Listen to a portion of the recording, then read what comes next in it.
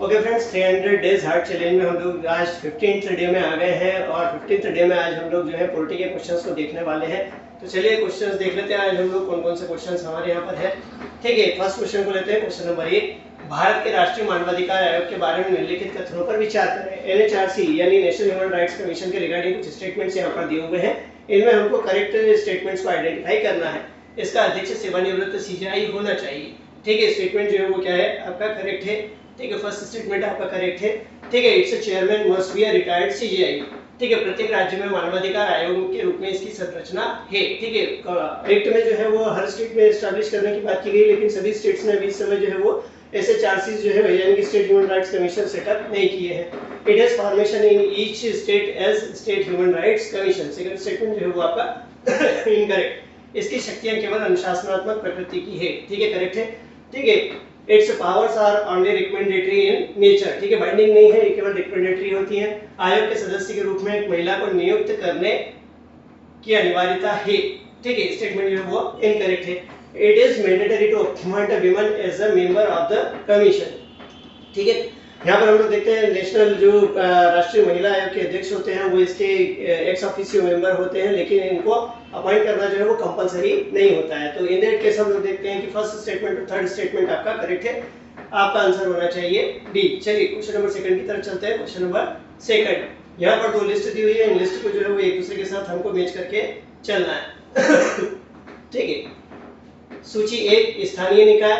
ठीक है, सूची 2 1993 तक। ठीक है, यानी कि अपन लोग देखते हैं कि यहाँ पर बाय डिफॉल्ट शर्त जो है वो 1999 जो है टाइप हो गया है। ठीक है, but after 73rd amendment act, ठीक है ना, 73rd अमेंडमेंट एक्ट के पहले तक जो है वो लोकल बॉडीज को किस नाम से जाना जाता था। ठीक है, local bodies and state is 1999। ठीक है, जिला परिषद, मंडल प्रजा, जनजातीय परिषद, ग्राम पंचायतों की अनुपस्थिति। थोड़ा सा इधर उधर हो गया है। ठीक है, तो जिला परिषद है, अपन लोग देखते हैं जिला परिषद है कहाँ पर। ठीक है, असम में बोला जाता था। ए मंडल प्रजा। ठीक है, मंडल प्रजा आंध्र प्रदेश के उपखंड स्तर।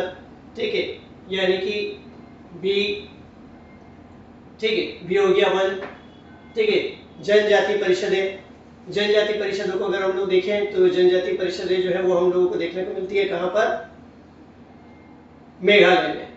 ठीक है, और ग्राम पंचायतों की अनुपस्थिति कहां पर है, मिजोरम। ठीक है, यानी कि हो गया आपका आंसर आ जाएगा आपका ए 2143 2 1 4 एंड 3। ठीक है, हमको पता है 20 लाख से जो कम पॉपुलेशन वाले स्टेट्स हैं उन स्टेट्स में जो है वो है ना मीडिएटर लेवल जो है वो रखने की आवश्यकता नहीं होती। चलिए नेक्स्ट क्वेश्चन को देख लेते हैं। क्वेश्चन नंबर 3, जनहित याचिका की अवधारणा की उत्पत्ति हुई है। ठीक है, यानी कि पब्लिक इंटरेस्ट लिटिगेशन की जो बात है, पब्लिक इंटरेस्ट लिटिगेशन का जो सिस्टम है, ठीक है ना, वो कहां से इवॉल्व हुआ है, वो कहां से ये सिस्टम निकल करके आया है। The concept of public interest litigation originated in United kingdom, Australia, संयुक्त राज्य America, Canada. The United kingdom, Australia, the United states and Canada. ठीक है, तो स्टेट द यूनाइटेड स्टेट्स, यानी कि आपका आंसर जो होगा वो सी होगा। यूनाइटेड स्टेट्स से जो है वो पब्लिक इंटरेस्ट लिटिगेशन का कांसेप्ट निकल करके आया है। चलिए क्वेश्चन नंबर 4। क्वेश्चन नंबर 4 जो है वो एक बार फिर से अपन लोग देख लेते हैं। क्वेश्चन नंबर 4 जो है वो निम्नलिखित में से कौन सा केंद्रीय मंत्रालय जैव सुरक्षा पर कार्टेजेना प्रोटोकॉल को लागू करता है। ठीक है, it is regarding the Cartagena protocol. Which one of the following union ministry implements the Cartagena protocol on bio safety. ठीक है, 2000 में ये प्रोटोकॉल जो है वो एग्जिस्टेंस में आया था और इसका इम्प्लीमेंटेशन 2003 से हुआ है। ठीक है, विज्ञान और प्रौद्योगिकी मंत्रालय, स्वास्थ्य और परिवार कल्याण मंत्रालय, पर्यावरण और वन मंत्रालय, रसायन और उर्वरक मंत्रालय। ठीक है, पर्यावरण और वन मंत्रालय, ministry of science and technology, ministry of health and family welfare, ministry of environment and forest, ministry of chemical and fertilisers. ठीक है, ministry of environment and forest. Your answer must be C. चलिए देख लेते हैं question number 5। Question number 5 factual question है। ठीक है, भारत में पहला नगर निगम निम्नलिखित में से किस शहर में स्थापित किया गया था। ठीक है, यानी कि regarding in India the first municipal corporation was set up in which one of the following, Calcutta, Madras, Bombay, Delhi. Madras. ठीक है, आंसर मस्ट बी बी। चलिए क्वेश्चन नंबर 6 को देख लेते हैं। क्वेश्चन नंबर 6, यदि कोई पंचायत, ठीक है, पंचायत के रिगार्डिंग जो है वो स्टेटमेंट्स दिए हुए क्वेश्चन दिया हुआ है। यदि कोई पंचायत भंग हो जाती है तो चुनाव निम्नलिखित में से कितनी समय अवधि के भीतर कराए जाने हैं? If a panchayat is dissolved, elections are to be held within, यानी कितने समय के अंदर फिर से इलेक्शन कराने हो? 1 माह, 3 माह, 6 माह, 1 वर्ष, 6 मंथ। आंसर मस्ट बी 6 से। हमको पता है 6 मंथ के अंदर जो है वो फिर से इलेक्शन कराने की रिक्वायरमेंट होती है। Question number 7। क्वेश्चन नंबर 7 अपन लोग देख लेते हैं। शासन के संदर्भ में निम्नलिखित पर विचार कीजिए। In the context of governance consider the following statements. कुछ स्टेटमेंट्स दिए हुए हैं, उनको हमको देखना है, आइडेंटिफाई करना है। ठीक है। एफडीआई प्रवाह को प्रोत्साहित करना, उच्च शिक्षण संस्थानों का निजीकरण, नौकरशाही का आकार घटाना, ठीक है, पीएसयू शेयरों को बेचना, ठीक है, encouraging FDI inflows, privatisation of higher educational institution, downsizing of bureaucracy, selling offloading the shares of PSUs. Which of the above can be used as a measure to control the fiscal deficit in India? ठीक है, fiscal deficit को control करने के major के रूप में इनमें से किन-किन चीजों को हम लोग देख सकते हैं, यानी कि राजकोषीय घाटे को कम करने के लिए कौन-कौन से उपाय जो है वो इंडिया में अपनाए जा सकते हैं, इंडिया में अपनाए जाएंगे। ठीक है, तो एफडीआई प्रवाह को प्रोत्साहित करना, एनकरेजिंग द एफडीआई इनफ्लोज, ठीक है, इससे जो है फिस्कल डेफिसिट कम नहीं होगा। ठीक है, उच्च शिक्षण संस्थानों का निजीकरण, privatisation of higher educational institution, doesn't matter कि किसका हो रहा है, ठीक है, होना चाहिए नहीं होना चाहिए ये अलग विषय हो सकता है, लेकिन प्राइवेटाइजेशन हो रहा है तो उससे जो भी पैसा आएगा उससे हम क्या कर सकते हैं, फिस्कल डेफिसिट को कम कर सकते हैं। नौकरशाही के आकार को घटाना, ठीक है, यानी कि down sizing of bureaucracy. Obviously बात है, अगर डाउन साइजिंग ऑफ ब्यूरोक्रेसी करेंगे, एनपीएम को हम लगाएंगे, न्यू पब्लिक मैनेजमेंट को अगर हम यूज करेंगे, डाउन साइजिंग होगा तो उनके सैलरी और अलाउंसेस वगैरह के ऊपर जो एक्सपेंसेस होते हैं वो कम होंगे और उससे हमारा क्या होगा, उससे हमारा डेफिसिट कम होगा। पीएसयू के शेयरों को बेचना, ठीक है, selling of reading the shares of PSUs, ठीक है, इससे भी हमको जो है वो क्या होगा, हम कर सकते हैं कम अपने फिस्कल डेफिसिट को। तो इन that case your answer must B 2, 3 and 4। चलिए क्वेश्चन नंबर 8 को देख लेते हैं। क्वेश्चन नंबर 8 कुछ स्टेटमेंट्स दिए हुए हैं। ठीक है, भारत ने पाकिस्तान के लिए आगमन पर वीजा यानी कि वीजा ऑन अराइवल सुविधा शुरू की है। इस वीजा ऑन अराइवल सुविधा के बारे में निम्नलिखित कथनों पर विचार कीजिए। India started visa on arrival facility for Pakistan, consider the following statements regarding this visa on arrival facilities. Visa on arrival facility के रिगार्डिंग कुछ स्टेटमेंट्स हैं, उनमें से हमको आइडेंटिफाई करना है कि कौन से स्टेटमेंट्स करेक्ट है। वीजा केवल पाकिस्तान के वरिष्ठ नागरिकों के लिए, दैट इज करेक्ट। ठीक है, the visas are valid for Pakistani senior citizens, ठीक है, केवल सीनियर सिटीजंस के लिए ये फैसिलिटी है। यह visa Attari Wagah check post पर 45 दिनों के लिए दिया जाएगा, it is also correct. This visa will be given at Attari Wagah check post for 45 days, ठीक है। यह एक मल्टीपल एंट्री वीजा होगा, ठीक है, ये जो चीज है वो गलत है। ये क्या होगा, सिंगल पॉइंट एंट्री सिस्टम है, single point multiple entry system का जो है यहाँ पर कॉन्सेप्ट नहीं है। It will be a multiple entry visa, ठीक है, ये मल्टीपल एंट्री वीजा नहीं है, ये क्या है, सिंगल एंट्री वीजा है। तो ये आपका स्टेटमेंट क्या हो गया, गलत हो गया, यानी कि फर्स्ट एंड सेकंड स्टेटमेंट जो है आपके करेक्ट है, तो आपका आंसर हो गया ए। चलिए देख लेते हैं क्वेश्चन नंबर 9। क्वेश्चन नंबर 9 क्या कह रहा है, भारतीय केंद्रीय मंत्रिमंडल ने हाल ही में आपराधिक कानून विधेयक 2013 को मंजूरी दी है। इस संबंध में विधेयक में उल्लिखित प्रावधानों पर विचार कीजिए। The Union Cabinet of India recently cleared the Criminal Law Bill 2013. In this regard, consider the following provisions mentioned in the bill. ठीक है, यह सहमति से सेक्स के लिए 18 वर्ष की आयु प्रदान करता है, ठीक है। It provides the age of consent for sex 18 years, ठीक है, करेक्ट है। फर्स्ट स्टेटमेंट जो है हमारा वो क्या है, करेक्ट है। सेकंड, यह बलात्कार को एक लिंग तटस्थ अपराध बनाता है जिसके तहत पुरुषों और महिलाओं दोनों पर आरोप लगाया जा सकता है, यानी कि रेप के लिए पुरुष और महिला दोनों पर आरोप लगाया जा सकता है। तो ये चीज जो है वो करेक्ट नहीं है, ठीक है। It makes of rape as a gender neutral offence under which both men and women can be charged for it. Statement जो है वो क्या है, इनकरेक्ट है, क्योंकि इस तरीके की कोई चीज या प्रोविजन इस बिल में नहीं था।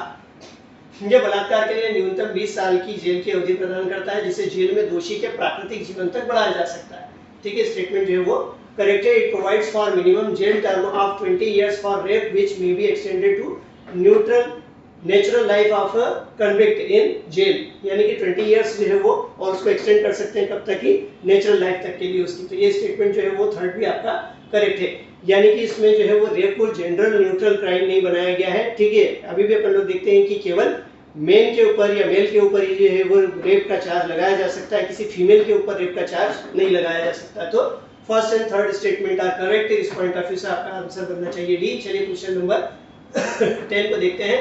सरोगेसी, सरोगेसी एक काफी इंपॉर्टेंट इशू है। सरोगेसी के रिगार्डिंग जो है ये सरोगेसी को विनियमित करने के लिए केंद्रीय गृह मंत्रालय द्वारा हाल ही में जारी दिशा निर्देशों के संबंध में निम्नलिखित में से कौन सा कथन सही नहीं है? ठीक है, सही नहीं। Which of the following statements is not correct regarding recent guidelines issued by the Union Home Ministry for regulating surrogacy? ठीक है सरोगेसी को उस विदेशी जोड़े के देश में मान्यता दी जानी चाहिए जो भारतीय सरोगेट चाहते हैं। Correct. Surrogacy should be recognized in the country of the foreign couple who intended to have an Indian surrogate. ठीक है, वहां पर उसको मान्यता होनी चाहिए। एकल विदेशी और समलैंगिक जोड़े भारतीय सरोगेट के लिए पात्र नहीं होंगे। ठीक है, तो ये स्टेटमेंट जो है वो क्या है आपका इनकरेक्ट है, ऐसा कोई रेस्ट्रिक्शन जो है नहीं लगाया गया है। ठीक है ना। Single foreigners as well as gay couples would not be eligible for Indian surrogate. ठीक है, इस तरीके का कोई रेस्ट्रिक्शन जो है वो गाइडलाइन में इशू नहीं किया गया है। ठीक है, केवल उन विदेशी पुरुषों और महिलाओं को वीजा दिया जाएगा जो कम से कम 2 साल के लिए विवाहित है। Correct. Only this foreign men and women who are married for at least 2 years would be granted the visas. ठीक है, विदेशी जोड़े जो भारतीय सरोगेट चाहते हैं उन्हें अपने देश के विदेश मंत्रालय से एक पत्र प्रदान करना चाहिए जो प्रमाणित करता हो कि बच्चे को जैविक रूप में स्वदेश में प्रवेश करने का अधिकार है। ठीक है। Foreign couples who intended to have an Indian surrogate should provide a letter from the foreign ministry of their country certifying that a child has the right to enter the home country as a biological child. ठीक है। तो हमको incorrect identify करना था। Incorrect क्या है? B. चलिए question number 11 को देख लेते हैं। क्वेश्चन नंबर 11, निम्नलिखित में से कौन सा कार्यक्रम स्वर्ण जयंती शहरी रोजगार योजना का घटक नहीं है? ठीक है, यानी कि हमको देखना है कि योजना में इनमें से किस कंपोनेंट को शामिल नहीं किया गया। Which one of the following program does not form a component of the स्वर्ण जयंती शहरी रोजगार योजना? ठीक है, शहरी स्वरोजगार योजना, शहरी स्वरोजगार कार्यक्रम। ठीक है, ना ये भी पार्ट, ये तो पार्ट है। Urban self employment program. ठीक है, शहरी महिला स्व सहायता कार्यक्रम। ठीक है, urban women self help group help program. ठीक है। थर्ड, शहरी गरीबों के बीच रोजगार संवर्धन के लिए कौशल प्रशिक्षण, ये भी है। ठीक है, skill training for employment promotion among urban poor. ठीक है, ये भी करेक्ट है। ठीक है, यानी कि ये पार्ट है, तो ये हमारे स्टेटमेंट का यानी कि हमारे आंसर का पार्ट नहीं होंगे, क्योंकि इन्होंने क्या पूछा है कि विच one of the following is not a component of स्वर्ण जयंती ग्राम स्वरोजगार योजना। ठीक है, तो ये सब जो अभी तक हम लोगों ने देखे सारे कंपोनेंट है, तो ये हमारे आंसर का पार्ट नहीं होंगे। ठीक है, शहरी सामुदायिक विकास नेटवर्क। ठीक है, ये भी है ना, यानी कि अर्बन कम्युनिटी डेवलपमेंट नेटवर्क। ठीक है, तो आपका आंसर होना चाहिए नन ऑफ द अबोव। ठीक है, क्योंकि हम लोगों ने देखा है कि डज नॉट फॉर्म। ठीक है, यानी कि घटक नहीं है, तो इनमें से जो है वो सारे के सारे इस योजना के घटक हैं, तो हमारा आंसर क्या बनेगा? D, none of the above, उपरोक्त में से कोई भी नहीं। चलिए क्वेश्चन नंबर 12 को देखते हैं। ओके, निम्नलिखित कथनों पर विचार करें। Consider the following statements. First statement, वर्ष 1892 में डेरिक निकोलसन ने सहकारी समितियों की स्थापना के लिए सुझाव दिए थे। Correct. In the year 1892, Derek Nicholson gave suggestions for setting up of cooperative society. First statement correct है। प्रथम अकाल आयोग 1901 में भी सहकारी समितियों के संगठन की सिफारिश की थी। प्रथम अकाल आयोग ने इसके रिगार्डिंग कोई रिकमेंडेशन नहीं दिया। First famine commission 1901 also recommended for organisation of cooperative societies. ऐसा रिकमेंडेशन जो है वो फर्स्ट डॉट कमीशन ने, फेमाइन कमीशन ने नहीं दिया था। प्रथम अकाल आयोग की सिफारिशों के आधार पर सरकार ने 1904 में सहकारी समिति अधिनियम पारित किया। जब प्रथम अकाल आयोग ने इसके रिगार्डिंग रिकमेंडेशन की नहीं थी, तो इसके रिगार्डिंग रिकमेंडेशन के आधार पर आयोग बनाने की कोई बात आती नहीं है। ठीक है, based on the recommendations of the first famine commission the government passed cooperative society act in 1904। ठीक है, इसकी रिकमेंडेशन पर नहीं किया गया था। ठीक है, 1919 के प्रशासनिक सुधार अधिनियम के तहत सरकारी समिति को एक प्रांतीय विषय बनाया गया था। ठीक है, बिल्कुल सही, अपने को पता है कि प्रोविंशियल सब्जेक्ट था। Under 1919 administrative reform act cooperative was made a provincial subject. Select the correct answer from the codes given below. ठीक है, यानी कि फोर्थ स्टेटमेंट आपका करेक्ट है। 1919 का जो एक्ट था उसमें जो कोऑपरेटिव्स थे उनको क्या किया गया था, उनको प्रोविंशियल सब्जेक्ट की तरह जो है वो लिया गया था। तो फर्स्ट और फोर्थ स्टेटमेंट आपका करेक्ट है, यानी कि आपका आंसर होगा सी। चलिए देख लेते हैं क्वेश्चन नंबर 13। ठीक है, क्वेश्चन नंबर 13 वंस अगेन, उपरोक्त कथनों पर विचार करें और सही उत्तर चुनें। Consider the above statements and select the correct answer. राष्ट्रीय ग्रामीण आजीविका मिशन आजीविका एक स्वरोजगार कार्यक्रम है जिसका उद्देश्य सहायता प्राप्त ग्रामीण गरीब परिवारों को गरीबी रेखा से ऊपर, ठीक है, बिल्कुल गरीब परिवारों को गरीबी रेखा से ऊपर उठाना है। करेक्ट है first statement. First statement, national rural livelihood mission आजीविका is a self-employment program which aims at lifting the assisted rural poor families above the poverty line। ठीक है, जो बीपीएल फैमिलीज है उनको है ना पोवर्टी लाइन के ऊपर लाना और उनकी स्टेटस में जो है वो सुधार करना, ये इसका इंपॉर्टेंट ऑब्जेक्टिव। इस योजना के तहत ग्रामीण गरीबों को स्वयं सहायता समूह में संगठित किया जाता है, प्रशिक्षण और कौशल विकास के माध्यम से उनकी क्षमताओं को बढ़ाया जाता है। करेक्ट, ठीक है। Sorry, under the scheme rural poor are organized into self help groups and their capabilities are enhanced built through training and skill development। ठीक है, ट्रेनिंग और स्किल डेवलपमेंट के ऊपर जो है एम्फेसिस किया जाता है। सेल्फ हेल्प ग्रुप्स बनाए जाते हैं। सेल्फ हेल्प ग्रुप्स में जो गांव की ग्रामीण क्षेत्रों के जो बीपीएल होते हैं उनको कनेक्ट करके उनको जोड़ने का काम किया जाता है। तो first and second both statements are correct है, तो आपका आंसर हो गया सी। चलिए क्वेश्चन नंबर 14 को देख लेते हैं। क्वेश्चन नंबर 14, ठीक है, सक्षम के बारे में लिखित कथनों पर विचार करें और सही कथनों का चयन करें। सक्षम मानव संसाधन विकास मंत्रालय द्वारा किशोर लड़कों को लैंगिक संवेदनशीलता और नैतिक व्यवहार के बारे में शिक्षित करके उन्हें सशक्त बनाने के लिए शुरू की गई एक योजना है। सक्षम योजना के बारे में कुछ स्टेटमेंट्स दिए हुए हैं, इस स्टेटमेंट्स को अपने को देखना है कि इनमें से कौन सा सही है। ठीक है, तो फर्स्ट स्टेटमेंट जो है वो क्या है, इनकरेक्ट है। Saksham is a scheme launched by ministry of HRD to empower adolescent boys by educating them on gender sensitivity and moral behavior। ठीक है, हम लोगों को पता है कि 6 ईयर तक के बच्चों के मॉलन्यूट्रिशन लेवल में सुधार करने के लिए और है ना, इसके बाद अपन लोग देखते हैं एडोलसेंट जो बच्चे हैं उन लोगों के मॉलन्यूट्रिशन लेवल में सुधार करने के लिए इस स्कीम को लाया गया। तो फर्स्ट स्टेटमेंट जो है वो क्या है, इनकरेक्ट है। इसका उद्देश्य 10 से 18 वर्ष की आयु के युवा लड़कों को लैंगिक संवेदनशीलता का पाठ देकर और उनमें महिलाओं के प्रति सम्मान की भावना पैदा करके उनमें समग्र विकास के लिए लक्षित करना है। ठीक है, सेकंड स्टेटमेंट भी जो है वो इनकरेक्ट है। It aims to target young boys in the age group of 10 to 18 years for their holistic development by giving lesson in gender sensitivity and inculcating in them respect for women. ठीक है, दोनों statements जो है वो क्या है, incorrect है। आपका आंसर होगा डी। ठीक है, मॉलन्यूट्रिशन लेवल को एड्रेस करने के लिए इस स्कीम को लाया गया था। भारत सरकार के मैनुअल स्कैवेंजर के रूप में रोजगार पर प्रतिबंध और उनके पुनर्वास विधेयक 2012 को पेश किया है। विधेयक से संबंधित निम्नलिखित कथनों पर विचार करें। यानी government of India has tabled prohibition of employment as manual scavengers and their rehabilitation bill 2012। Consider the following statements related to the bill. ठीक है, विधेयक के तहत अधिसूचना के 6 महीने के भीतर हर अस्वास्थ्यकर शौचालय को ध्वस्त करना होगा या स्वच्छ शौचालय में बदलना। ठीक है, स्टेटमेंट इनकरेक्ट है क्योंकि किसी तरह की टाइम लिमिट नहीं रखी गई है। हालांकि इनको चेंज करने और जो है बदलने की बात कही गई है, लेकिन इसके लिए स्पेसिफिक कोई टाइम पीरियड जो है वो नहीं लगाया गया। ठीक है, under the bill every insanitary latrine will have to be demolished और converted into sanitary toilets within 6 months after the notification. तो फर्स्ट स्टेटमेंट इनकरेक्ट है। राष्ट्रीय अनुसूचित जाति अनुसूचित जनजाति आयोग कानून के कार्यान्वयन की निगरानी करेगा। ये स्टेटमेंट भी क्या है, इनकरेक्ट है। National commission for SC ST will monitor the implementation of the law. ठीक है, ये स्टेटमेंट भी इनकरेक्ट है ना। अधिनियम की अधिसूचना के 1 वर्ष के भीतर सेप्टिक टैंक और सीवर की सफाई के लिए लोगों को नियुक्त करने पर 2 साल तक की कैद और 2 लाख का जुर्माना हो सकता है। ठीक है, बिल्कुल करेक्ट है।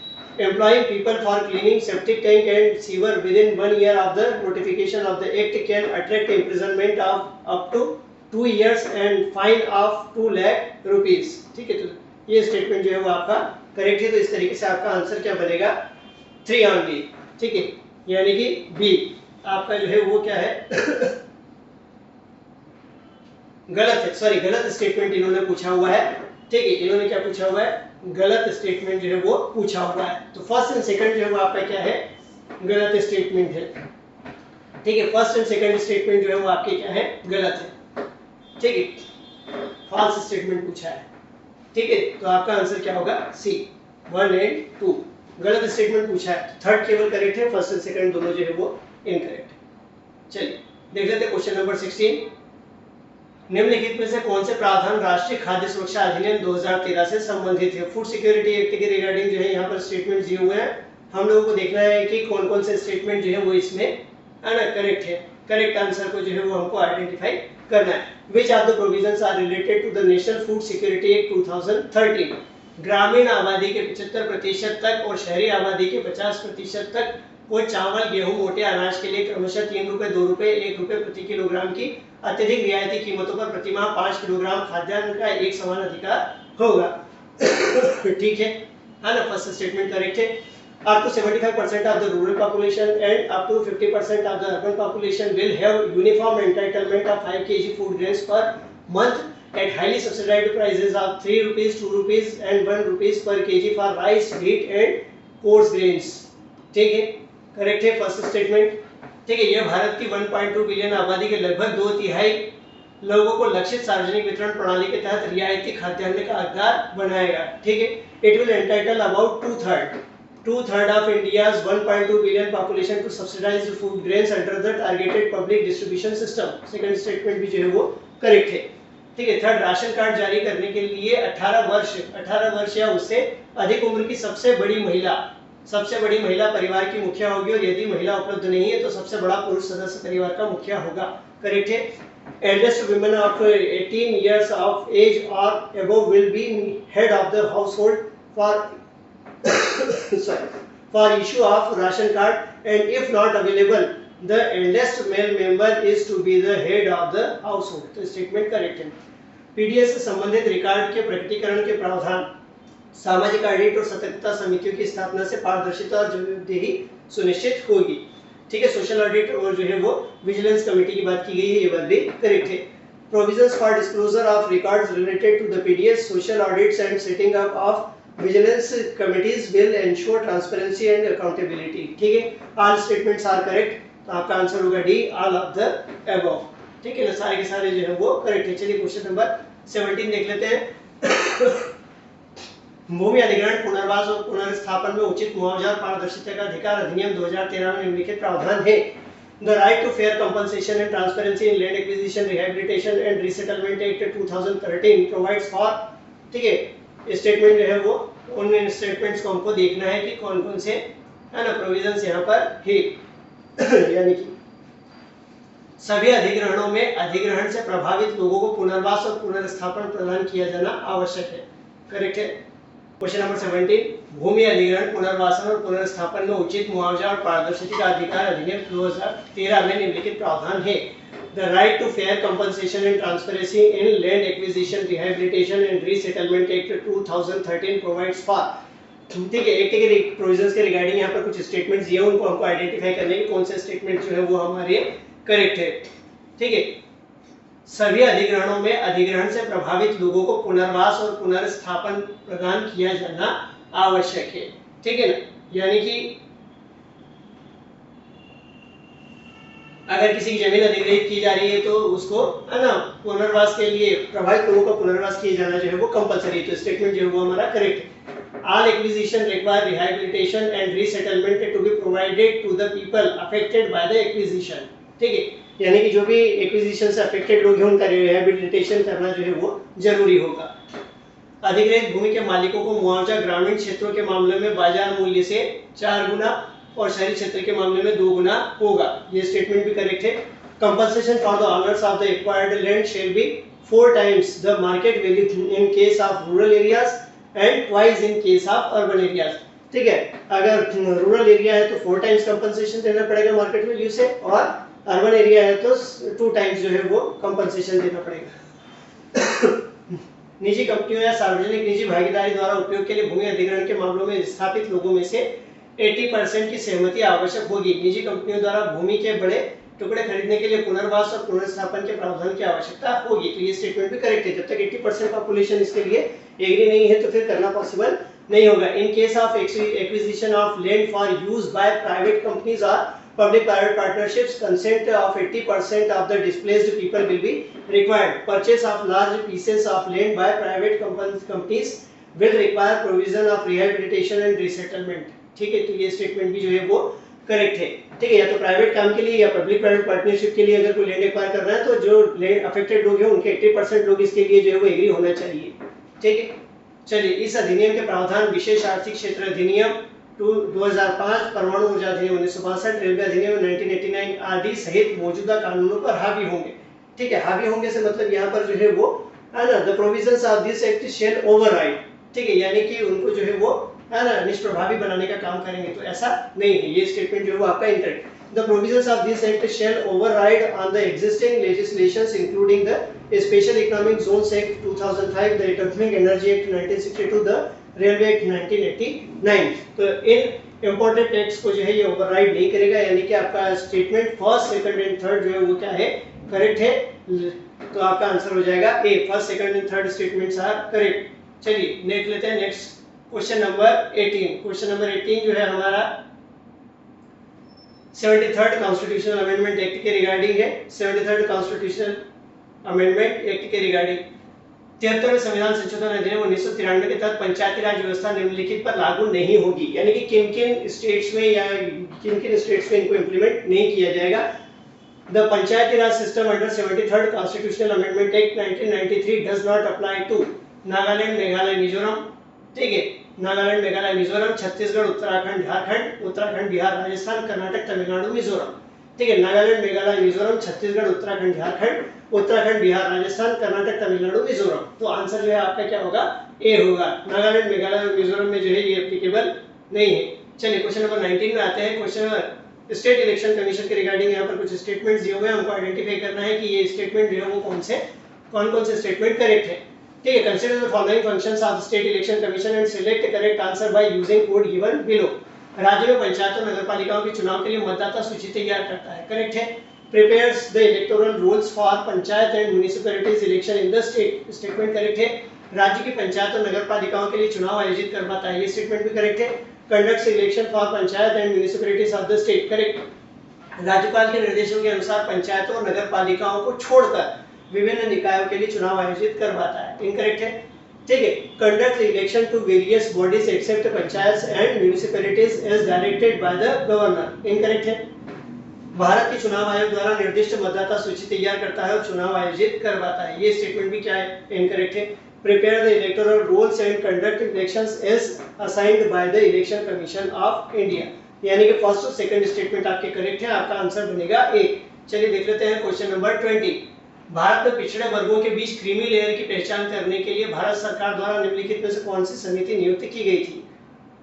ठीक है, Which of the following committee was appointed by the government of India to identify the creamy layer among backward classes in India?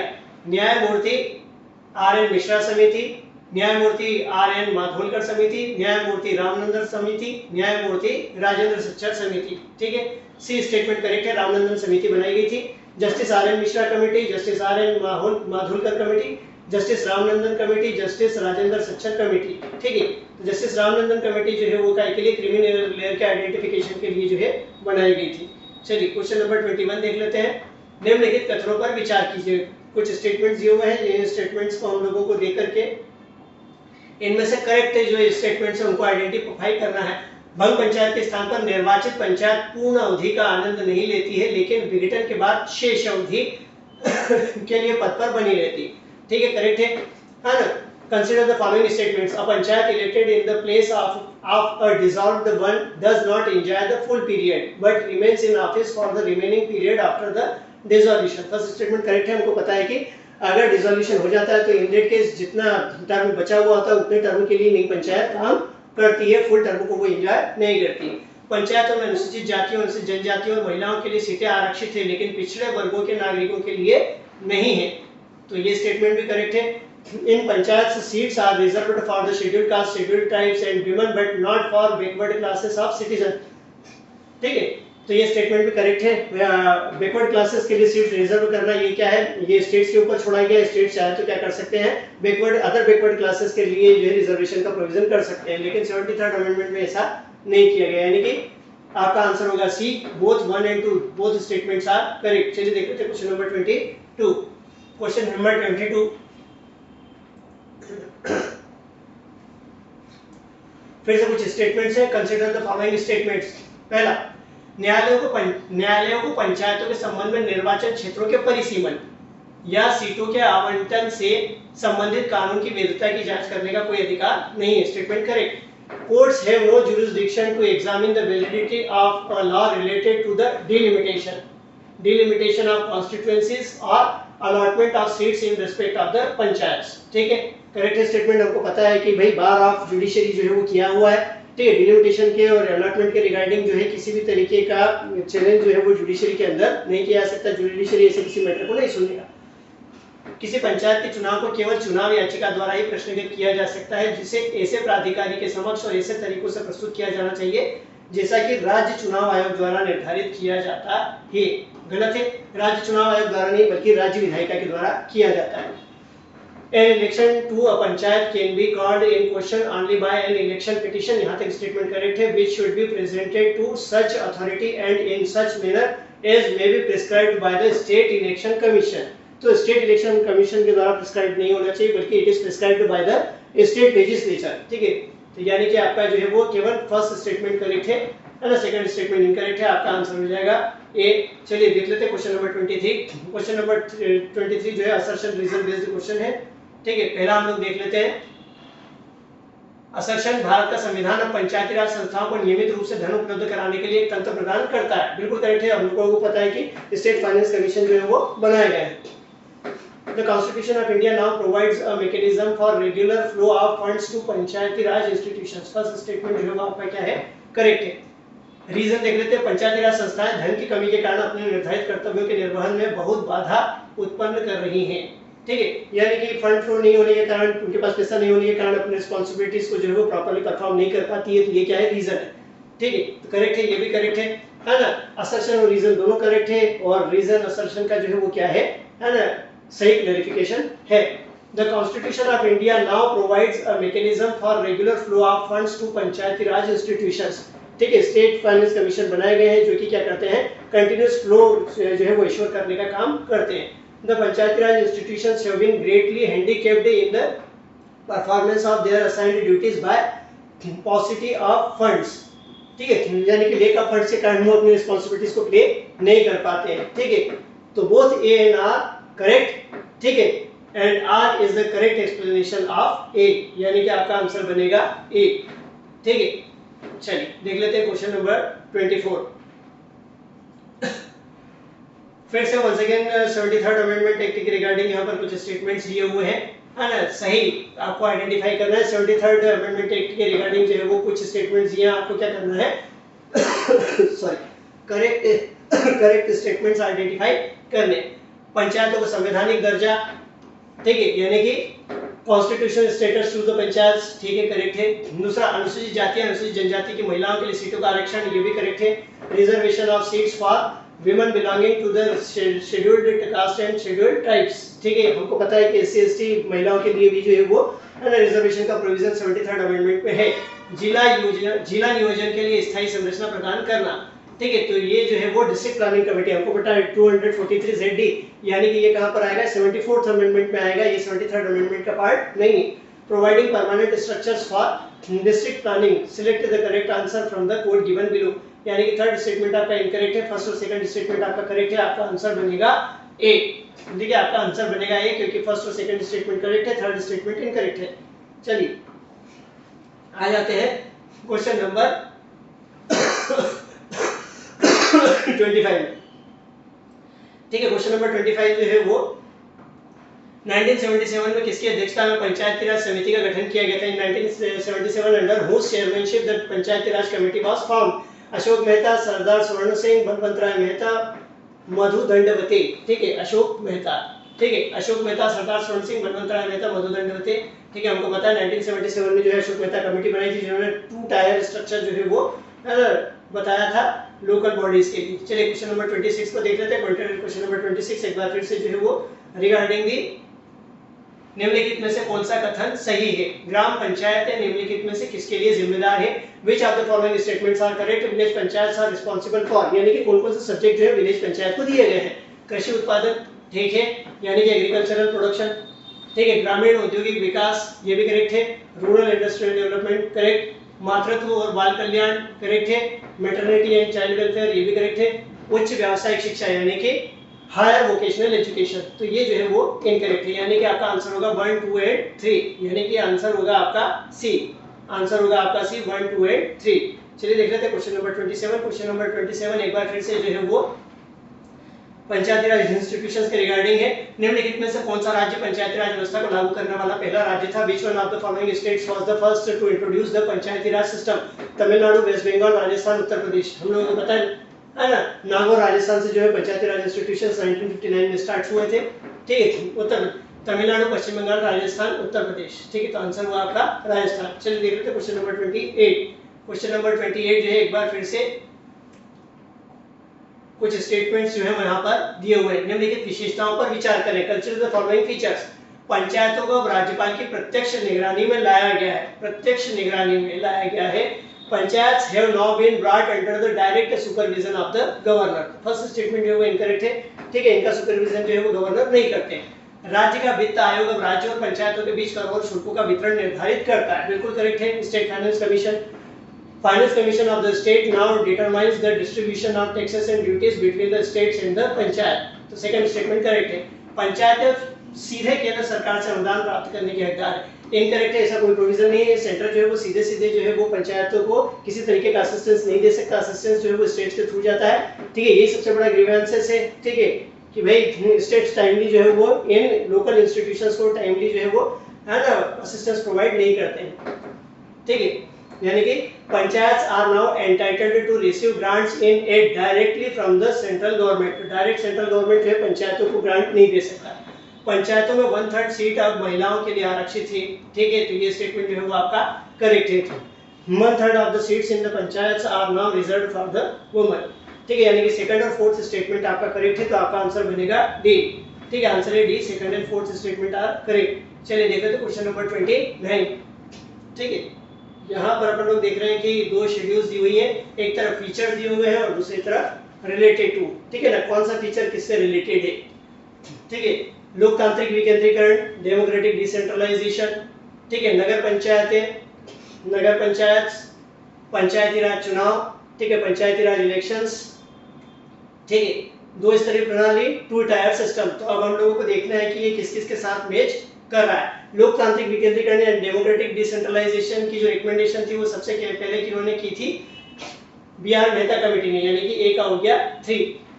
नगर पंचायतें, नगर पंचायतों की अगर हम लोग बात करें तो नगर पंचायतें जो है वो कैसे एसोसिएटेड है? 74th अमेंडमेंट में जो है इसका प्रोविजन किया गया। A3B2 पंचायती राज चुनाव समिति। पंचायती राज चुनाव समिति यानी कि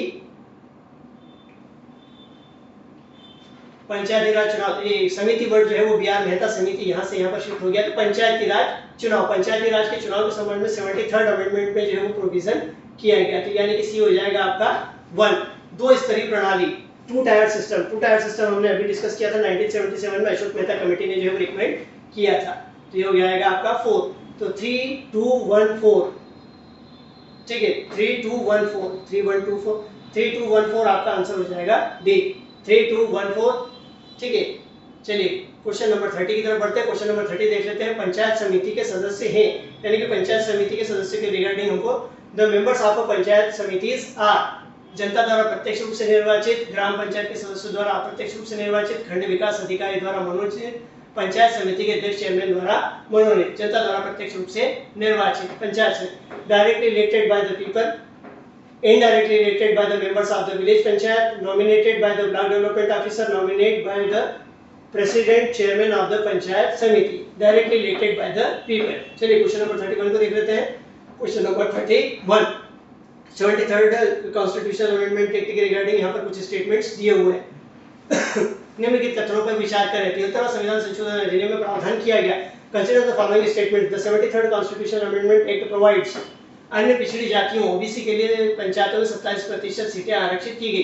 ठीक है, हम लोगों को पता है ऐसा कुछ भी नहीं है। अभी हम लोगों ने डिस्कस किया था कि ये प्रोविजन जो है वो क्या है, वॉलंटरी है। चाहे तो स्टेट्स करें और ओबीसी के लिए रिजर्वेशन, और चाहे तो ना करें। 73rd अमेंडमेंट में इसके रिगार्डिंग कोई भी जो है वो है ना किसी तरीके का कोई रिजर्वेशन नहीं दिया गया, यानी कि for 27% reservation of seats in the panchayat for the other backward caste OBC. तो फर्स्ट स्टेटमेंट आपका जो है वो क्या है, इनकरेक्ट है। ठीक है, मध्यवर्ती या जिला स्तर पर पंचायतों के अध्यक्षों का चुनाव उनके निर्वाचित सदस्यों में से किया जाता है। बिल्कुल सही है। ठीक है, सेकंड स्टेटमेंट जो है वो क्या है, करेक्ट है। That the chairpersons of the panchayat at intermediate और district level shall be elected by and from amongst the elected members thereof। ठीक है, सेकंड स्टेटमेंट करेक्ट है। हमको पता है कि इनका डायरेक्ट इलेक्शन नहीं होता, जो मेंबर्स होते हैं उन्हीं में से, और जो मेंबर होते हैं वही इलेक्ट करने का काम करते हैं, यानी कि आपका सेकंड स्टेटमेंट करेक्ट है। आपका आंसर हो जाएगा बी। आ जाते हैं क्वेश्चन नंबर 32 में। क्वेश्चन नंबर 32 एक बार फिर से जो है वो यहाँ पर क्या दी हुई है, दो लिस्ट दी हुई है, हम लोगों को मैच करना है। ठीक है, लिस्ट 1 एंड लिस्ट 2। ठीक है, थोड़ा सा संविधान में भाग 14 बी का सम्मेलन। ठीक है, फिर दूसरा जो है वो क्या है, SC ST के लिए पदोन्नति में आरक्षण, थोड़ा सा ऊपर नीचे हो गया है ना। सेकंड जो है वो क्या है, बी जो है वो क्या है, SC ST के लिए पदोन्नति में आरक्षण। ठीक है, सी जो है माल और सेवा कर का परिचय, थोड़ा सा सीक्वेंस जो है वो आगे पीछे हो गया है। सी जो है वो क्या है, माल और सेवा कर का परिचय। ठीक है, डी जो है वो क्या है, उच्च न्यायालय के न्यायाधीशों की आयु में 65 साल तक की वृद्धि। ठीक है, तो ये थोड़ा सा आगे पीछे जो है वो हो गया है ना, सेंटेंस अरेंजमेंट जो है वो बिल्कुल करेक्ट नहीं हो पाया है। ठीक है, insertion of part 14 be in the constitution, इधर इंग्लिश में करेक्ट है, यहाँ पर प्रॉब्लम्स नहीं है। Reservation in promotion for SC STs। ठीक है, introduction of the goods and services tax. ठीक है, increasing age limit of high court जजेस टू द 65 इयर्स। ठीक है, तो यहाँ पर हम लोग देख रहे हैं इंग्लिश में तो किसी तरीके का प्रॉब्लम नहीं है, लेकिन हिंदी में थोड़ा सा जो है सेंटेंस अरेंजमेंट आगे पीछे हो गया है, चीजें जो है वो आगे पीछे हो गई हैं। ठीक है, तो समझ लेते हैं, इंग्लिश से समझ लेते हैं। Insertion of part 14 be in the constitution. ठीक है ना, तो ये करेक्ट है। ठीक है, A1 ही होगा। A1 reservation in promotion for SC ST है ना, 117th अमेंडमेंट बिल। ठीक है, ये भी करेक्ट है। Introduction of the goods and services tax 115th amendment, ये भी करेक्ट है बिल है ना। Increasing the age of limit of high court जजेस to the 65 years 114th amendment bill. ठीक है, यानी कि 1 2 3 एंड 4। ठीक है, सारे के सारे जो है वो क्या है, करेक्टली मैच है, तो आपका आंसर हो जाएगा बी। ठीक है ना, सारे के सारे जो है वो करेक्टली मैच है, आपका आंसर होगा बी 1 2 3 4। चलिए देख लेते हैं क्वेश्चन नंबर 33। निम्नलिखित कथनों पर विचार करें और सही उत्तर चुनें। Consider the following statements and select the correct answer. सर्वोच्च न्यायालय का मूल अधिकार क्षेत्र केवल भारत सरकार और एक या अधिक राज्यों के बीच किसी विवाद तक ही सीमित है। The original jurisdiction of supreme court extends only, ठीक है, only to any dispute between the government of India and one और मोर स्टेट्स। ठीक है, तो फर्स्ट स्टेटमेंट इनकरेक्ट है। स्टेट्स के बीच में भी अगर कोई डिस्प्यूट होता है तो वो भी उसके ओरिजिनल जुरिस्डिक्शन में आता है। ठीक है, यहाँ पर केवल केंद्र और राज्यों के बीच विवाद की बात कही गई है। ठीक है, यदि राज्य और राज्य के बीच विवाद होता है तो वो भी सुप्रीम कोर्ट के जो है वो मूल अधिकार क्षेत्र के अंतर्गत आता है। तो पहला स्टेटमेंट हो गया आपका इनकरेक्ट। सर्वोच्च न्यायालय के पास भारत में सभी न्यायालयों और न्यायाधिकरणों पर अपीलीय अधिकार क्षेत्र भी है। ठीक है, तो ये स्टेटमेंट करेक्ट है। The supreme court also has an appellate jurisdiction over all courts and tribunals in India. तो सेकंड स्टेटमेंट आपका जो आएगा वो क्या आएगा, करेक्ट आएगा। सर्वोच्च न्यायालय के पास उन मामलों में विशेष सलाहकार अधिकार क्षेत्र है जो विशेष रूप से भारत के राष्ट्रपति द्वारा उसे संदर्भित किया जाए। ठीक है, हम लोगों को पता है advisory jurisdiction article 143। The supreme court has special advisory jurisdiction in matters which may specifically be referred to it by the president of India. यानी कि सेकंड और थर्ड स्टेटमेंट आपका जो है वो करेक्ट है, तो आपका आंसर हो जाएगा सी। ठीक है, देख लेते हैं क्वेश्चन नंबर 34। क्वेश्चन नंबर 34, राज्य पुनर्गठन अधिनियम 1956 के पारित होने के बाद गठित राज्यों और केंद्र शासित प्रदेशों की संख्या थी। After the passing of the states reorganisation act 1956 the number of states and union territories formed were, यानी कि रीऑर्गेनाइजेशन 1956 में जो हुआ था उसके बाद कितने स्टेट्स बने थे और कितने यूनियन टेरिटरीज बने थे। 20 राज्य, 5 केंद्र शासित प्रदेश, 14 राज्य, 6 केंद्र शासित प्रदेश, 20 राज्य, 6 केंद्र शासित प्रदेश, 14 राज्य, 7 केंद्र। तो आंसर इज बी, 14 राज्य और 6 केंद्र शासित प्रदेश।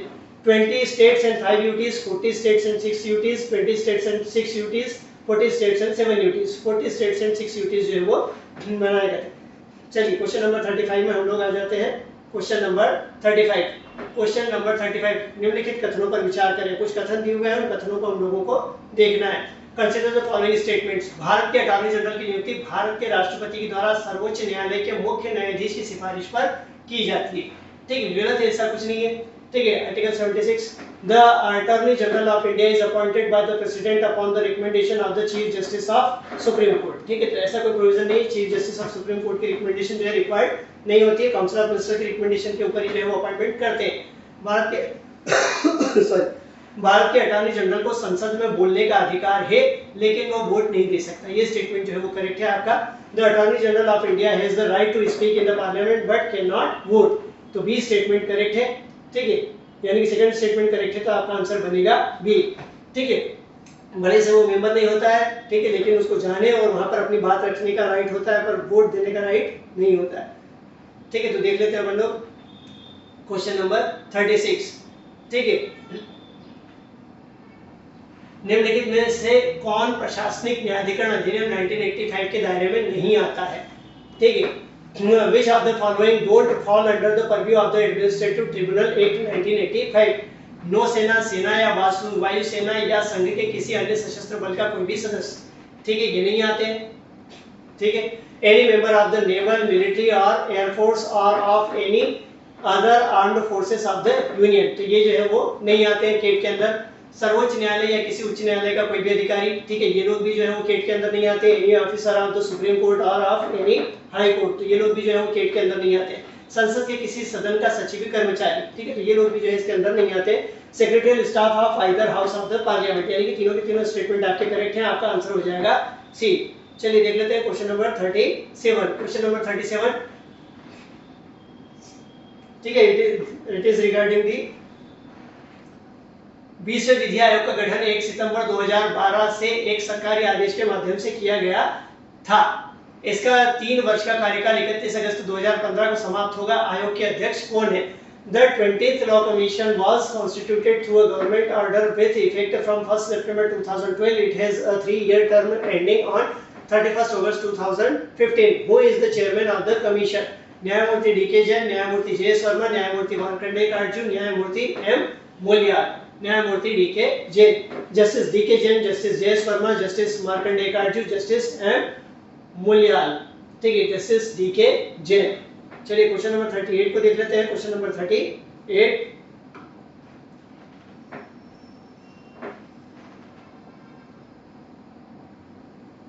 वन 114वें संविधान संशोधन विधेयक द्वारा उच्च न्यायालय के न्यायाधीशों की सेवानिवृत्ति आयु बढ़ाकर 65 वर्ष करने का प्रयास किया गया है। इसमें उच्च न्यायालय के न्यायाधीशों की निम्नलिखित श्रेणियां शामिल है। ठीक है, retirement age for high court जज is sought to be raised to 65 years by the 114th amendment bill. The following classes of high court judges are included in it, यानी कि इनमें से किन-किन जजेस की कैटेगरी को इसमें इंक्लूड किया गया है? केवल पूर्णकालिक न्यायाधीश, अतिरिक्त न्यायाधीश, कार्यवाहक न्यायाधीश, उपरोक्त सभी, फुल टाइम जजेस ओनली, एडिशनल जजेस, एक्टिंग जजेस, ऑल ऑफ द अबव। तो सारे के सारे जो है इसके अंतर्गत आते हैं। सभी को जो है वो हर इसका बेनिफिट मिलेगा। ठीक है, चाहे वो फुल टाइम जज हो, एडिशनल जज हो या फिर एक्टिंग जज हो। ठीक है, क्वेश्चन नंबर 39, निम्नलिखित मामलों में सर्वोच्च न्यायालय को निर्णय बदलने का कोई न्यायिक क्षेत्राधिकार नहीं है, यानी कि इनमें से किन डिसीजन में जो है वो चेंज नहीं कर सकते। In the following cases the supreme court has no adjudicatory jurisdiction change the award. अंतरराज्यीय नदी जल विवाद, ठीक है, अंतरराज्यीय नदी जल विवाद, inter state river water disputes, इसके रिगार्डिंग जो है वो इसमें इंटरफेयर नहीं कर सकते। संविधान का परिसीमन, डिलिमिटेशन ऑफ कॉन्स्टिट्यूशन। ठीक है, यहाँ पर थोड़ा सा जो है आई थिंक जो है वो प्रिंटिंग मिस्टेक हो गया। डिलिमिटेशन ऑफ कॉन्स्टिट्यूशन नहीं, it should be delimitation of constituencies. ठीक है, डिलिमिटेशन ऑफ कॉन्स्टिट्यूएंसीज होना चाहिए, संविधान का परिसीमन नहीं बल्कि संसदीय क्षेत्रों का परिसीमन। ठीक है, तो इट शुड बी कॉन्स्टिट्यूएंसीज। ठीक है, तो दोनों में जो है वो इंटरफेयर नहीं कर सकते हैं। ठीक है, तो आपका आंसर हो जाएगा in that case A and B. ठीक है, ए एंड बी दोनों में जो है वो नहीं कर सकते। और अगर यहाँ पर हम इसको संविधान के, क्योंकि देखिए डिलिमिटेशन, कॉन्स्टिट्यूशन का तो कोई डिलिमिटेशन होता नहीं, कॉन्स्टिट्यूशन के कोई डिलिमिटेशन का कोई मैटर आता नहीं है। डिलिमिटेशन किसका होता है? कॉन्स्टिट्यूएंसीज का होता है। तो मुझे लगता है कि ये किसी तरीके का जो है वो प्रिंटिंग मिस्टेक्स है। ठीक है, तो इसको हम क्या मान करके चले? Delimitation of constituencies. ठीक है, तो डिलिमिटेशन ऑफ कॉन्स्टिट्यूएंसीज में भी जो है इंटरफेयर करने का कोर्ट को अथॉरिटी नहीं होता है वो उसमें डिसीजन चेंज नहीं कर सकता। तो ठीक है, ए एंड बी दोनों जो है वो आपके क्या होंगे आंसर, यानी कि आपका आंसर होगा C, both A and B. ठीक है, क्वेश्चन नंबर 40 को देख लेते हैं। क्वेश्चन नंबर, भारत में अवशिष्ट शक्तियों का उदाहरण निम्नलिखित में से following is an example of residuary powers in India. ठीक है, निवारक निरोध नहीं है। ठीक है, निवारक निरोध हमको पता है दोनों के पास है, सेवा कराधान, श्रम कानून, इनमें से कोई नहीं। ठीक है, preventive detention, service taxation, labour laws, none of this. ठीक है, सर्विस टैक्सेशन जो वो क्या होगा रेसिडरी पावर्स में आता है। ठीक है, चलिए क्वेश्चन नंबर 41 को देख लेते हैं। क्वेश्चन नंबर 41 जो है वो दैट इज रिगार्डिंग दी अनुच्छेद 143 के तहत किसी संदर्भ की सुनवाई के उद्देश्य से कानून के किसी भी महत्वपूर्ण प्रश्न से जुड़े किसी मामले का फैसला करने के लिए बैठने वाले न्यायाधीशों की न्यूनतम संख्या होगी। The minimum number of judges who are to sit for the purpose of deciding any case involving any substantial question of law for the purpose of hearing any reference under Article 143। ठीक है, यानी कि under article 143 के लिए अगर वो बैठते हैं तो कम से कम कितने जजेस जो है वो बेंच पे होने चाहिए, 5, 7, 9 और 11, तो इट शुड बी 5। ठीक है, कॉन्स्टिट्यूशन के इंटरप्रिटेशन के लिए भी हो तो कम से कम 5 होना जरूरी है, और 143 के लिए भी अगर है तो कम से कम 5 जजेस का बेंच होना जरूरी होता है। चलिए क्वेश्चन नंबर 42 को देख लेते हैं। क्वेश्चन नंबर 42, एक उच्च न्यायालय का 2 या अधिक राज्यों पर अधिकार क्षेत्र हो सकता है यदि निम्नलिखित निर्णय ले। भारत के राष्ट्रपति, संसद, सर्वोच्च न्यायालय, संबंधित राज्य। ठीक है, भारत के राष्ट्रपति। वन हाई कोर्ट में हैव जुरिसडिक्शन ओवर 2 और more states if the following so decides: president of India, parliament, supreme court, the states involved, the president of India. चलिए क्वेश्चन नंबर 43, लोकायुक्त। ठीक है, लोकायुक्त के बारे में नीचे दिए गए गलत का उत्तर दें। ठीक है, यानी कि नीचे जो स्टेटमेंट दिए उनमें से फॉल्स जो है वो आइडेंटिफाई करना है। Answer the incorrect one from below about the Lokayukta. ठीक है, तमिलनाडु और आंध्र प्रदेश में कोई लोकायुक्त नहीं है, तो ये क्या है गलत है, यानी कि ये हमारे आंसर का पार्ट होगा। तमिलनाडु और आंध्र प्रदेश हैव नो लोकायुक्त।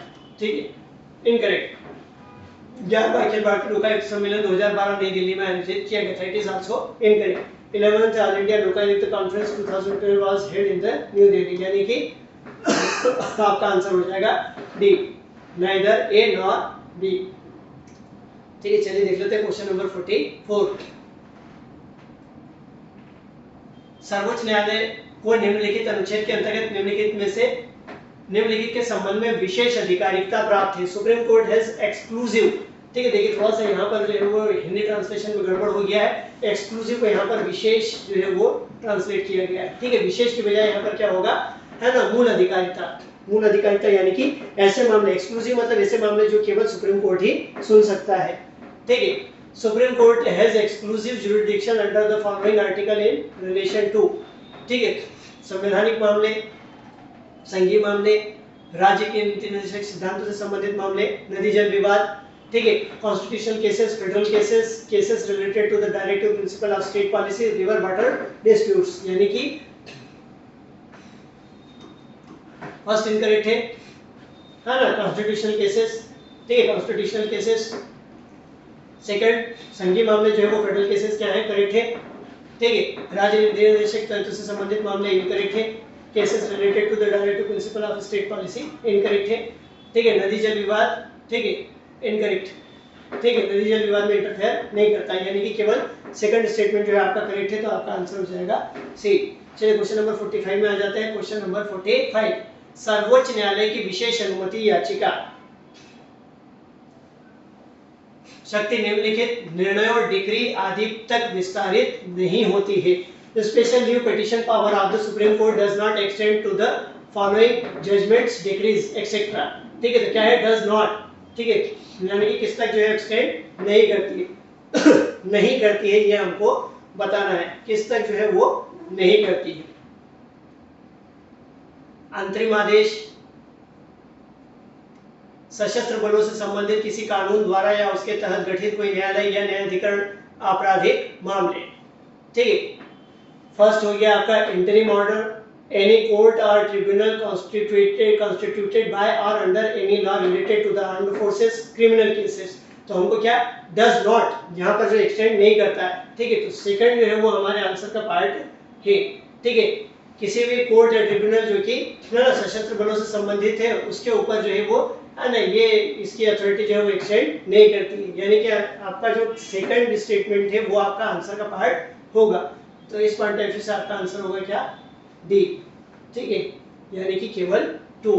केवल किसके, आर्म्ड फोर्सेस जो होते हैं, आर्म्ड फोर्सेस से रिलेटेड कोर्ट और ट्रिब्यूनल जो है उनके ऊपर ये जो है वो इम्प्लीमेंट नहीं है। क्वेश्चन नंबर 46,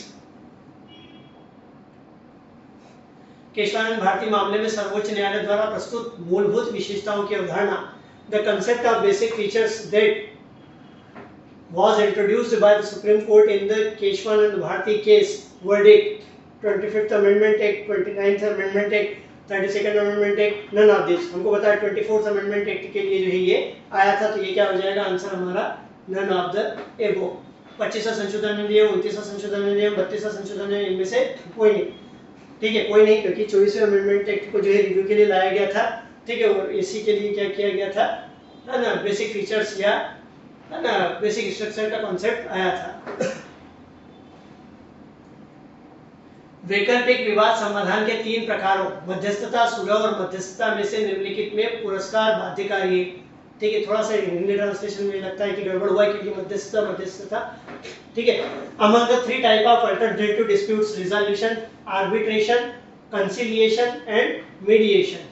ठीक है, तो यहाँ पर हम लोग देखते हैं आर्बिट्रेशन के लिए जो है इन्होंने मध्यस्थता वर्ड यहाँ पर यूज हुआ है। आर्बिट्रेशन का मतलब हम लोग क्या कह सकते हैं, यहाँ पर इसको पंचायत बोल सकते हैं। ठीक है, पंचायत। ठीक है, मध्यस्थता वर्ड यहाँ पर सही नहीं रहेगा, पंचायत, सुलह और मध्यस्थता। ठीक है, among the 3 types of alternative disputes, resolution, arbitration, conciliation and mediation, the award is binding in the following। ठीक है, यानी कि जो अवार्ड आता है वो किसमें जो है वो बाइंडिंग होता है, आर्बिट्रेशन में, कंसिलिएशन में, मीडिएशन में, नन ऑफ दिस। आर्बिट्रेशन में क्या होता है, बाइंडिंग होता है। ठीक है, मध्यस्थता यहाँ पर ए ऑप्शन जो दिया हुआ है, आर्बिट्रेशन का हिंदी ट्रांसलेशन क्या करें, पंचायत। ठीक है, तो पंचायत के द्वारा जो निर्णय दिया जाता है उसको क्या कहा जाता है, अवार्ड। ठीक है, और ये अवार्ड जो होता है वो क्या होता है, बाध्यकारी होता है। ठीक है, तो आपका आंसर क्या होगा, ए। ठीक है, क्वेश्चन नंबर 48, ठीक है, उच्च न्यायालय के न्यायाधीशों की पेंशन निम्नलिखित पर निर्भर करती है। पेंशन्स ऑफ हाई कोर्ट जजेस are charged on the following, consolidated fund of India, consolidated fund of state, subjected to the decision of supreme court, none of this. ठीक है, यानी कि पेंशन की बात हो रही है, pensions of the high court जजेस। ठीक है, तो वो क्या होगा, कंसोलिडेटेड फंड ऑफ इंडिया के ऊपर चार्ज होगा। यानी कि उच्च न्यायालय के न्यायाधीशों की पेंशन निम्नलिखित में से किस पर निर्भर नहीं, यहाँ पर ट्रांसलेशन में थोड़ा सा भारित। ठीक है, किस पर भारित होगा। ठीक है, किस पर भारित होगा, भारत की संचित निधि पर भारित होगा, क्योंकि पेंशन है। ठीक है, वेतन की बात नहीं हो रही। क्वेश्चन नंबर 49 को देख लेते हैं। क्वेश्चन नंबर 49, यदि किसी उच्च न्यायालय के न्यायाधीश की आयु के बारे में कोई प्रश्न उठता है तो इस प्रश्न का निर्णय निम्नलिखित में से किसके द्वारा किया जाएगा। If any question arises as to the age of a judge of a high court, the question shall be decided by Chief Justice of India, President of India, Collegium of Judges headed by the Chief Justice of India, 3 judges committee constituted by the Vice President of India, Chief Justice of India। ठीक है, भारत के मुख्य न्यायाधीश, भारत के राष्ट्रपति, भारत के मुख्य न्यायाधीश की अध्यक्षता में न्यायाधीशों का कॉलेजियम, भारत के उपराष्ट्रपति द्वारा गठित 3 न्यायाधीशों की समिति। भारत के मुख्य न्यायाधीश जो है उसके रिगार्डिंग।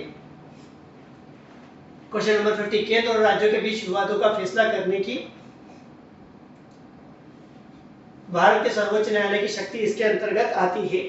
ठीक है, सलाहकार क्षेत्राधिकार, अपीली क्षेत्राधिकार, मूल क्षेत्राधिकार, संवैधानिक क्षेत्राधिकार। तो ये क्या है, मूल क्षेत्राधिकार। The power of the Supreme Court of India to decide disputes between the center and the states falls under its advisory jurisdiction, appellate jurisdiction, original jurisdiction, constitutional jurisdiction. So that is original jurisdiction. Question number 51, जब उच्च न्यायालय का मुख्य न्यायाधीश प्रशासनिक क्षमताओं में कार्य करता है तो वह निम्न के अधीन होता है। When the Chief Justice of a High Court acts in an administrative capacity, ठीक है, एडमिनिस्ट्रेटिव कैपेसिटी में जब काम करता है, he is subject to, ठीक है, उच्च न्यायालय के किसी अन्य न्यायाधीश का रिट क्षेत्र अधिकार, भारत के मुख्य न्यायाधीश द्वारा प्रयोग किए जाने वाला विशेष नियंत्रण, राज्य के राज्यपाल की विवेकाधीन शक्ति, इस संबंध में मुख्यमंत्री को प्रदान की गई विशेष शक्तियां। उच्च न्यायालय के किसी अन्य न्यायाधीश का रिट अधिकार क्षेत्र। ठीक है, when the Chief Justice of High Court acts in an administrative capacity, he is subject to the writ jurisdiction of any of the other जजेस of the high court, special control exercised by the chief justice of India, नहीं है। Discretionary power of the governor of the states, नहीं है। Special power provided to the chief minister of the river, ठीक है। तो तीन, that is a, आपका answer क्या होगा? ए। क्वेश्चन नंबर 52, ठीक है। भारत के संविधान के अनुसार जिला न्यायाधीश शब्द, जिला न्यायाधीश शब्द में निम्नलिखित में से क्या शामिल नहीं होंगे? मुख्य प्रेसिडेंसी मजिस्ट्रेट, सत्र न्यायाधीश, न्यायाधिकरण के न्यायाधीश, लघुवाद न्यायालय के मुख्य न्यायाधीश, ठीक है, शामिल नहीं होंगे, ठीक है, यानी कि न्यायाधिकरण के न्यायाधीश। According to the constitution of the term district जज shall not include chief presidency magistrate, session जज, ट्रिब्यूनल जज, चीफ जस्टिस ऑफ स्मॉल, ठीक है। तो ट्रिब्यूनल जजेस जो होते हैं वो है ना डिस्ट्रिक्ट जज में नहीं आते। चलिए क्वेश्चन नंबर 53, भारत के अटॉर्नी जनरल के बारे में निम्नलिखित कथनों पर विचार कीजिए। Consider the following statements about the attorney general of India. उन्हें भारत के राष्ट्रपति द्वारा नियुक्त किया जाता है, correct. He is appointed by the president of India, statement is correct. उनके पास वही योग्यता होनी चाहिए जो सर्वोच्च न्यायालय के न्यायाधीश के लिए आवश्यक होती है, correct. He must have the same qualifications as required for a जज of the supreme court, correct है। उन्हें संसद के किसी भी सदन का सदस्य होना चाहिए, incorrect. He must be a member of either house of parliament, incorrect. ठीक है, उन्हें संसद द्वारा महाभियोग के द्वारा हटाया जा सकता है, इनकरेक्ट। ठीक है, till the pleasure of president जो है वो ऑफिस में रहते हैं। He can be removed by impeachment by parliament, incorrect. यानी कि फर्स्ट और सेकंड स्टेटमेंट आपका करेक्ट है, आपका आंसर हो जाएगा 8। क्वेश्चन नंबर 54 में आते हैं। क्वेश्चन नंबर 54, भारत का सर्वोच्च न्यायालय कानून या तथ्य के मामले में राष्ट्रपति को सलाह देता है अपनी पहल पर केवल तभी जब वह ऐसी सलाह मांगे, केवल तभी जब मामला नागरिकों के मौलिक अधिकार से संबंधित हो, केवल तभी जब मुद्दा देश के लिए खतरा पैदा करता हो। ठीक है, हमको पता है 143 केवल तभी जब राष्ट्रपति ऐसी सलाह मांगते हैं। The supreme court of India tenders advice to the president on the matter of law और fact on its own initiative only if he seeks such advice, only the matter relates to the fundamental rights of citizen, only if the issue poses a threat to the country. ठीक है, only if he seeks, he मतलब president seeks, जब president मांगेगा तभी वो जो है advice provide करेगा। क्वेश्चन नंबर 55, भारत के उच्च न्यायालय के संबंध में निम्नलिखित कथनों पर विचार करें। ठीक है, हाई कोर्ट के रिगार्डिंग जो कुछ स्टेटमेंट्स दिए उनको हमको देखना है और उसमें क्या करना है। देश में 18 उच्च न्यायालय है, ठीक है, इनकरेक्ट। ठीक है, there are 18 high courts in the country, incorrect है। उनमें से 3 का एक से अधिक राज्यों पर अधिकार क्षेत्र है, उनमें से 3 का नहीं, हम लोगों को पता है 3 से ज्यादा का है। ठीक है, 3 से ज्यादा का है ना। 3 of them have jurisdiction over more than 1 state. ठीक है, किन किन का है हमको पता है, कलकत्ता। ठीक है, कलकत्ता का जो है वो अंडमान निकोबार के ऊपर आता है। ठीक है, हमको पता है मद्रास का जो है वो पुडुचेरी के ऊपर आता है। हमको पता है केरल का जो है वो किसके ऊपर आता है ना, लक्षद्वीप के ऊपर आता है। हमको पता है कि गोवा और दादर नगर हवेली इनके ऊपर भी जो है वो किसका आता है, महाराष्ट्र का आता है। ठीक है, इसी तरीके से चंडीगढ़ का जो है वो है ना पंजाब हरियाणा के ऊपर भी आता है। तो केवल 3 का नहीं है, 3 से ज्यादा का है। तो सेकंड स्टेटमेंट जो है वो क्या हो गया, इनकरेक्ट हो गया। किसी भी केंद्र शासित प्रदेश का अपना उच्च न्यायालय नहीं है। ठीक है, ये भी इनकरेक्ट है, हमको पता है दिल्ली का अपना खुद का जो है हाई कोर्ट है। No union territory has a high court its own, ये स्टेटमेंट भी क्या हो गया, अब करेक्ट हो गया आपका। ठीक है, उच्च न्यायालय के न्यायाधीश 62 वर्ष की आयु तक पद पर रहते हैं। ठीक है, तो दैट इज करेक्ट। ठीक है, यानी कि फोर्थ स्टेटमेंट जो है वो आपका क्या है, करेक्ट है। तो आपका आंसर हो जाएगा डी। चलिए देख लेते हैं क्वेश्चन नंबर 56, उच्च न्यायालय के न्यायाधीशों के वेतन और भत्ते निम्नलिखित में से किस पर भारित होते हैं। ठीक है, यानी कि यहाँ पर बात क्या है, क्यों वेतन और भत्तों की। The salaries and allowances of the जजेस of the high court are charged to the समेकित निधि भारत, समेकित निधि राज्य, आकस्मिकता निधि भारत, आकस्मिक निधि राज्य। ठीक है, समेकित निधि राज्य। ठीक है, consolidated fund of India, consolidated fund of state, contingency fund of India, contingency fund of state. हमको पता है कि सैलरी अलाउंसेस जो होते हैं वो स्टेट के कंसोलिडेटेड फंड पर चार्ज होते हैं। क्वेश्चन नंबर 57, विधायी शक्तियों की संघीय सूची में शामिल किसी भी मामले के संबंध में भारत के सर्वोच्च न्यायालय के अधिकार क्षेत्र को बढ़ाने की शक्ति किसके पास है। ठीक है, the power to enlarge the jurisdiction of the supreme court of India with respect to any matter included in the union list of legislative powers rest with. ठीक है, यानी कि कौन जो है ये बढ़ा सकता है, भारत के राष्ट्रपति, भारत के मुख्य न्यायाधीश, संसद, केंद्रीय विधि मंत्रालय। ठीक है, संसद बढ़ा सकता है। ठीक है, the president of India, the chief justice of India, the parliament, the union ministry. ठीक है, यानी कि जो है पार्लियामेंट क्या कर सकता है, पार्लियामेंट इसकी अथॉरिटी को एक्सटेंड कर सकता है। ठीक, क्वेश्चन नंबर 58, निम्नलिखित में से किस उच्च न्यायालय का अंडमान निकोबार द्वीप पर क्षेत्रीय अधिकार है? अभी हम लोगों ने डिस्कस किया था अंडमान निकोबार के ऊपर किसका जो जुरिसडिक्शन आता है, आंध्र प्रदेश, कलकत्ता, मद्रास, ओडिशा। कलकत्ता आता है।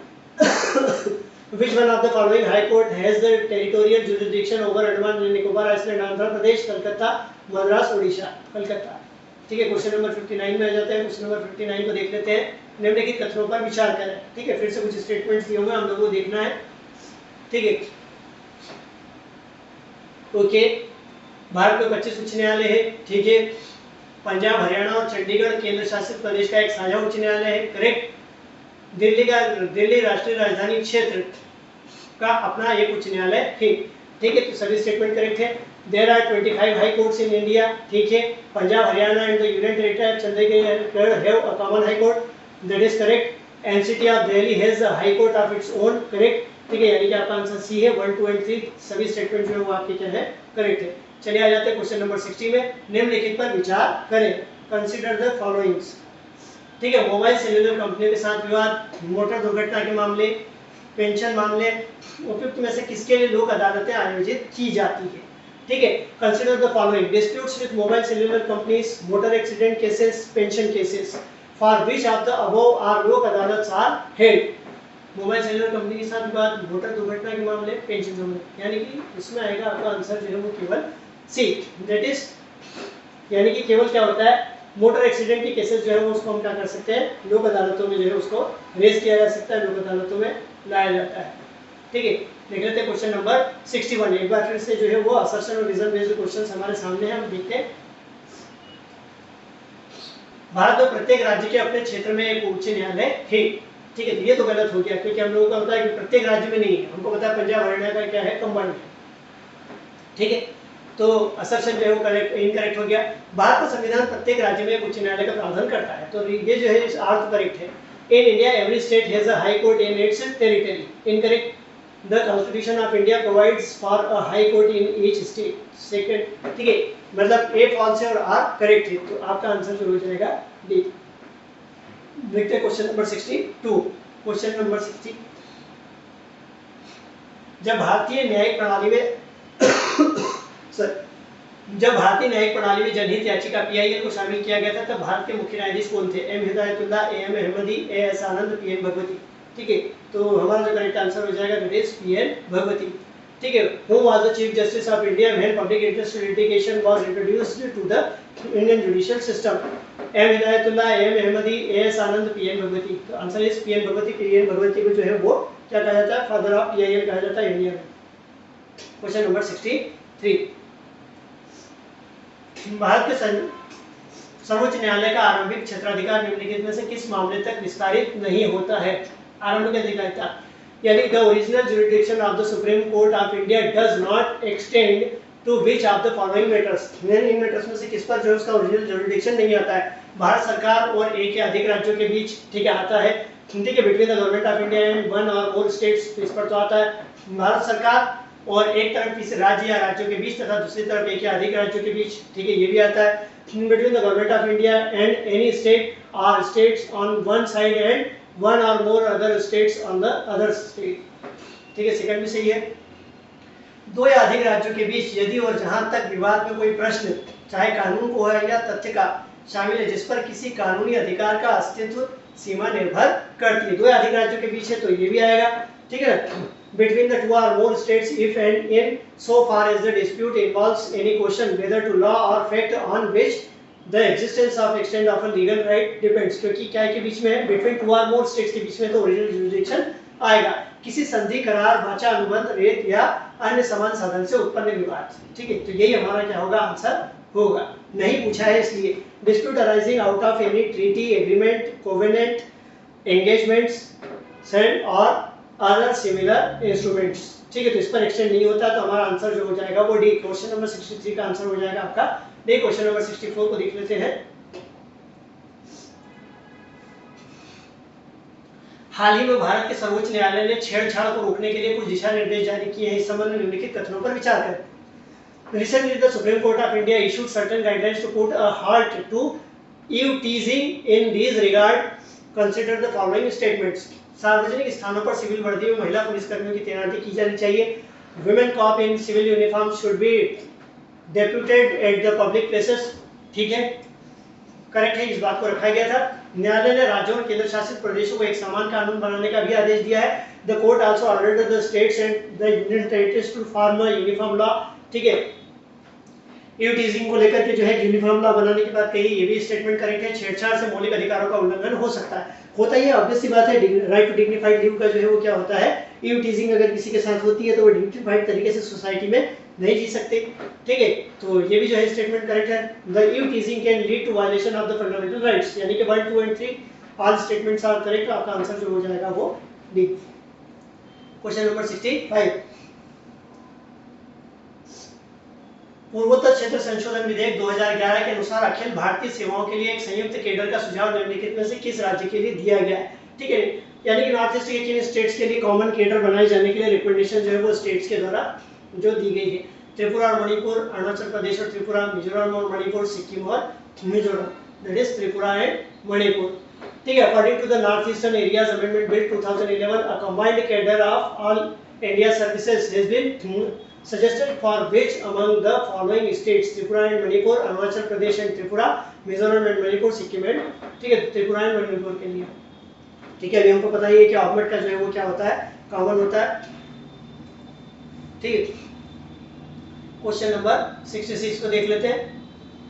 क्वेश्चन नंबर 66 को देख लेते हैं। भारत में अंग्रेजों द्वारा शुरू की गई कानून के समक्ष समानता के संबंध में निम्नलिखित कथनों पर विचार कीजिए। Consider the following statements in regard to equality before law introduced by the British in India. पता है हम लोगों को इक्विटी बिफोर लॉ के कांसेप्ट को जो है वो ब्रिटिशर्स ने हमारे पे इंट्रोड्यूस किया था। भारतीय और यूरोपियों के लिए समान अदालतें थी। Incorrect, there were similar courts for Indians and Europeans, ये करेक्ट नहीं है, हमको पता है दोनों के लिए अलग-अलग जो है कोर्ट्स होते थे। न्याय अब पहले से महंगा हो गया था। ठीक है, करेक्ट है, justice now became the costlier then before. ठीक है, तो ये जो जुडिशियल रिफॉर्म्स किए गए थे उससे जो प्रोसेस हो गया था वो काफी लेंथी हो गया था और काफी कॉस्टली हो गया था। ठीक है, वही मैंने आपको बताया था, जो हिस्ट्री में आप जब देखेंगे तो हिस्ट्री में जो है वो आपको ये चीजें पढ़ने को मिलेंगी। Judicial reforms the under Britishers, सरकारी अधिकारी अक्सर अमेरिका का पक्ष लेते थे। ठीक है, तो ये भी करेक्ट है। The government officials often favoured the rich, यानी कि सेकंड और थर्ड स्टेटमेंट आपका करेक्ट है, आपका आंसर हो जाएगा। से क्वेश्चन नंबर 67 में आते हैं, देख लेते हैं क्वेश्चन नंबर 67। हाल ही में लंदन उच्च न्यायालय ने कुछ बुजुर्ग लोगों को माऊ माऊ विद्रोह के संबंध में सरकार के खिलाफ अपना मामला आगे बढ़ाने का अधिकार दिया। यह विद्रोह किस देश में हुआ था? Recently London high court granted right to few elderly people to go ahead with their case against government in relation to Mau Mau rebellion, in which country this rebellion took place। ठीक है, Kenya, Libya, Ethiopia, Congo गणराज्य। ठीक है, Kenya में ये हुआ था। ठीक है, दैट इज आंसर इज 8। चलिए क्वेश्चन नंबर 68 को देख लेते हैं। हाल ही में केबोटेज कानून चर्चा में क्यों रहा, इसके संबंध में निम्नलिखित कथनों पर विचार करें। Recently, why cabotage law was in use? Consider the following statements in regard to it। ठीक है, इसमें कहा गया है कि केवल भारतीय ध्वज वाले जहाज ही तटीय माल को संभाल सकते हैं। It states that only Indian flagged vessel can handle coastal cargo। ठीक है, करेक्ट है, फर्स्ट स्टेटमेंट जो है वो करेक्ट है। राज्य सरकार ने हाल ही में तटीय जल के माध्यम से माल की अवैध आवाजाही को कम करने के लिए कैबोटेज कानून को कड़ा कर दिया है। ठीक है, ठीक है, ये भी करेक्ट है। ठीक है, कानून कड़ा बनाया। Government recently tightened the cabotage law in order to reduce the illegal movement of cargo through the coastal water, यानी कि सी आंसर हो जाएगा आपका 1 और 2 दोनों जो है वो करेक्ट है। चलिए क्वेश्चन नंबर 69 में आते हैं। क्वेश्चन नंबर 69, भारत में अंग्रेजों द्वारा शुरू की गई न्यायिक प्रणाली के बारे में निम्नलिखित कथनों पर विचार करें। Consider the following statements about the judicial system introduced by the British in India. इसने न्यायिक रूप से भारत को एकीकृत किया, करेक्ट है। ठीक है, इट जुडिशियली यूनिफाइड इंडिया। हम लोगों को पता है कि पहले जो है इंडिया अलग अलग स्टेट्स में बटा हुआ था, हर स्टेट के अपने लॉज होते थे और हर स्टेट का अपना जो है वो अलग जुडिशियल सिस्टम होता था। तो इन्होंने क्या कर दिया, यूनिफिकेशन कर दिया। अंग्रेजों ने प्रथागत कानूनों के अधिनियमन और प्रासंगिक व्याख्या की प्रक्रिया के माध्यम से कानून की एक नई प्रणाली स्थापित की। सेकंड स्टेटमेंट भी जो है वो आपका क्या है, करेक्ट है। The British established a new system of law through the process of enactment and relevant interpretation of customary laws। ठीक है, बिल्कुल करेक्ट है। आमतौर पर अंग्रेज भारत के प्रथागत कानूनों से बचते थे। In general the British tended to avoid the customary laws of India. ठीक है, which one of the statement given above are correct. ठीक है, तो बिल्कुल ठीक है, ये जो है वो क्या करते थे, ये हमारे जो है बचने की कोशिश नहीं करते थे, ये लोगों को जो है वो क्या करते थे, है ना, इन कानूनों का उल्लंघन भी कर देते थे। इन कानूनों का उल्लंघन करने में किसी तरीके का प्रॉब्लम नहीं होता था। यानी कि हमारा जो आंसर होगा दैट इज ए। फर्स्ट और सेकंड जो है वो तो क्या है करेक्ट है, लेकिन थर्ड जो है वो हमारा आंसर करेक्ट है। ठीक है, 70 क्वेश्चन नंबर 70 जो है वो निषेध यानी कि प्रोहिबिशन रीड के रिगार्डिंग जो है कुछ स्टेटमेंट्स है। निषेध रीड के संबंध में निम्नलिखित में से कौन सा से कथन सही है। ठीक है, which of the following statements is are correct regarding writ of prohibition.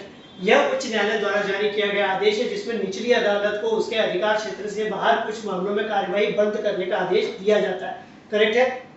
ठीक है, it is an order issued by the higher court commanding lower court to cease from proceeding in some matters not within its jurisdiction। ठीक है, अगर वो अपने jurisdiction से बाहर जाकर काम करता है, जिसको हम लोग जो है टेक्निकल भाषा में ओवरफिजेंस कहते हैं।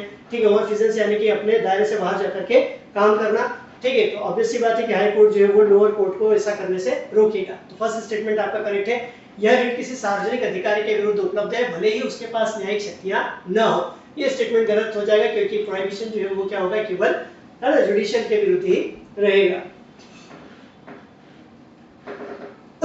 This writ is available against a public officer even if he is not vested with the judicial powers। यानी कि आपका फर्स्ट स्टेटमेंट करेक्ट है, सेकंड स्टेटमेंट करेक्ट नहीं। आंसर हो गया आपका ए। चलिए क्वेश्चन नंबर 71 को देख लेते हैं। भारत के विधि आयोग के संबंध में निम्नलिखित कथनों पर विचार करें। ठीक है, consider the following statements regarding the law commission of India. हाल ही में डीके जैन की अध्यक्षता में 20वां विधि आयोग गठित किया गया। अभी हमने पीछे देखा था, और पीछे इससे मिलता जुलता कुछ क्वेश्चन वहां पर आया था। Recently the 20th law commission was constituted under the chairmanship of DK Jain। ठीक है, तो फर्स्ट स्टेटमेंट आपका करेक्ट है। ठीक है, आयोग का गठन 5 वर्ष की अवधि के लिए किया गया। ठीक है, ये स्टेटमेंट इनकरेक्ट है, हमने पीछे देखा 3 इयर्स के लिए था, 2012 से लेकर के 2015 के लिए। तो सेकंड स्टेटमेंट इनकरेक्ट है। ठीक है, दंड संहिता और दंड प्रक्रिया संहिता के संहिताकरण की सिफारिश 1833 के चार्टर एक्ट के तहत गठित विधि आयोग के द्वारा की गई थी।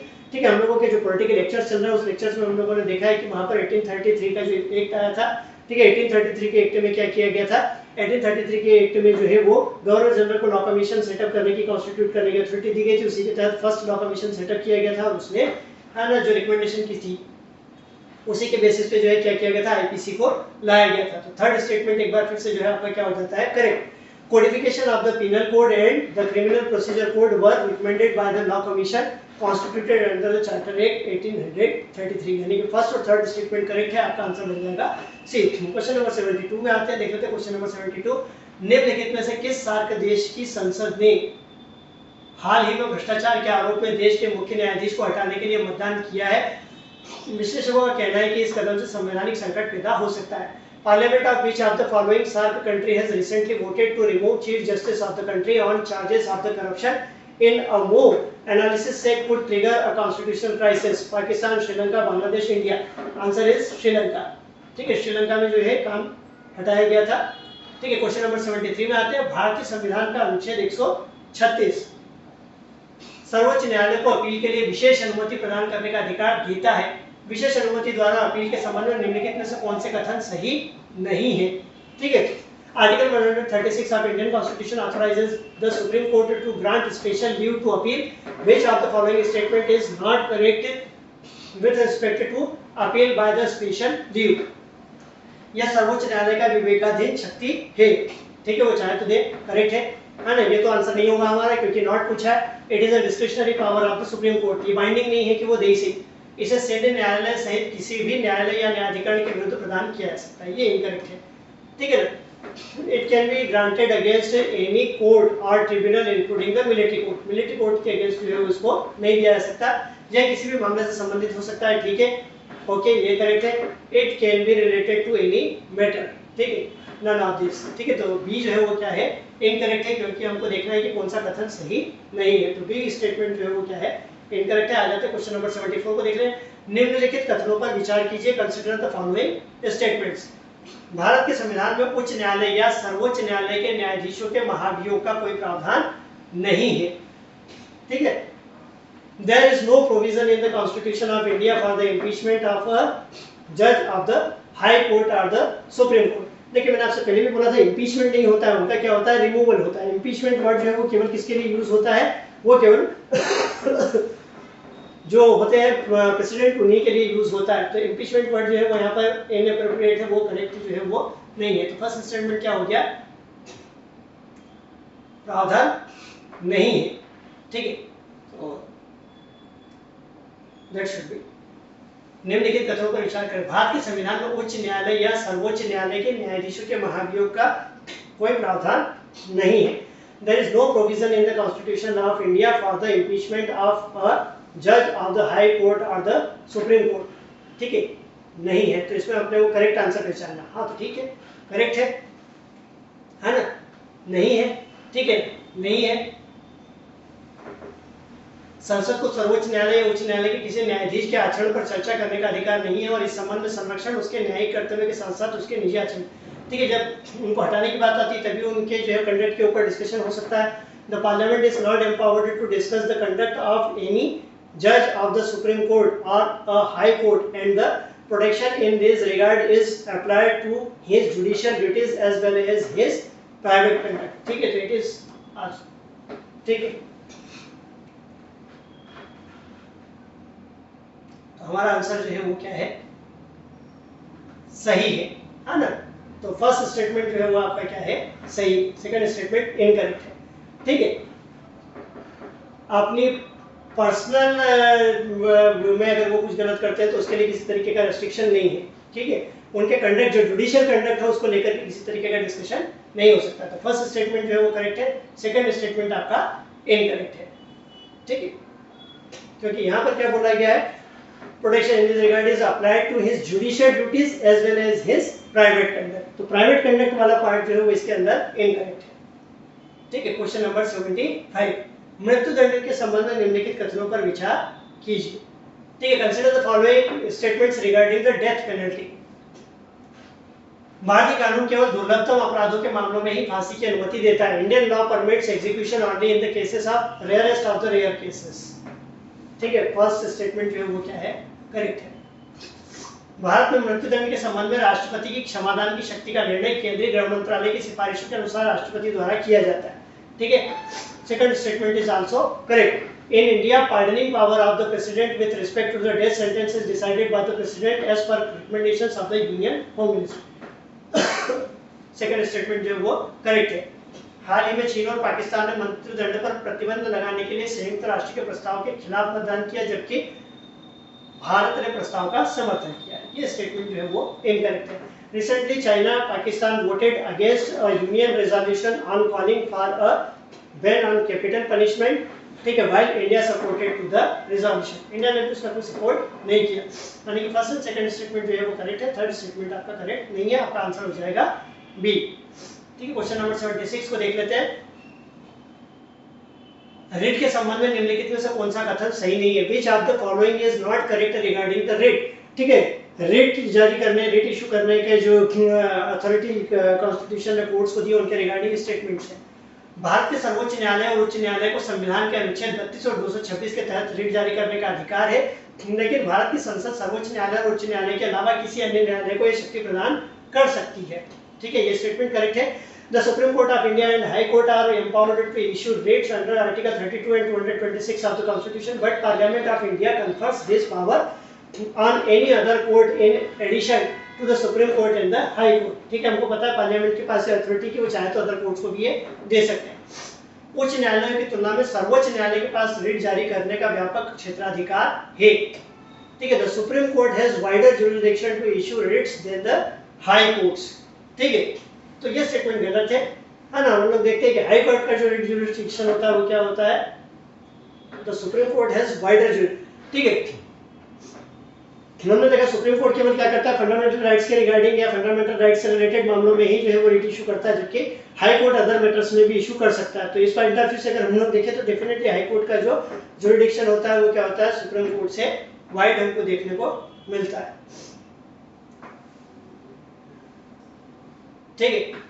उच्च न्यायालय की तुलना में सर्वोच्च न्यायालय के पास क्षेत्राधिकार, ठीक है। तो इसका कहना है कि the supreme court has wider, supreme court का वाइड नहीं होता है, किसका वाइड होता है, हाई कोर्ट का वाइड होता है, ठीक है। सर्वोच्च न्यायालय अपने ऋट क्षेत्राधिकार का प्रयोग करने से इनकार कर सकता है, जबकि उच्च न्यायालय अपने ऋट क्षेत्राधिकार का प्रयोग करने से इनकार नहीं कर सकता है। ठीक है, तो ये स्टेटमेंट भी इनकरेक्ट है। ठीक है, हमको पता है कि सुप्रीम कोर्ट अगर मैटर फंडामेंटल राइट से रिलेटेड है तो इन दैट केस सुप्रीम कोर्ट ऐसा करने से मना नहीं बोल सकता। तो हमारा जो है वो केवल फर्स्ट स्टेटमेंट करेक्ट है, हमारा आंसर हो जाएगा ए।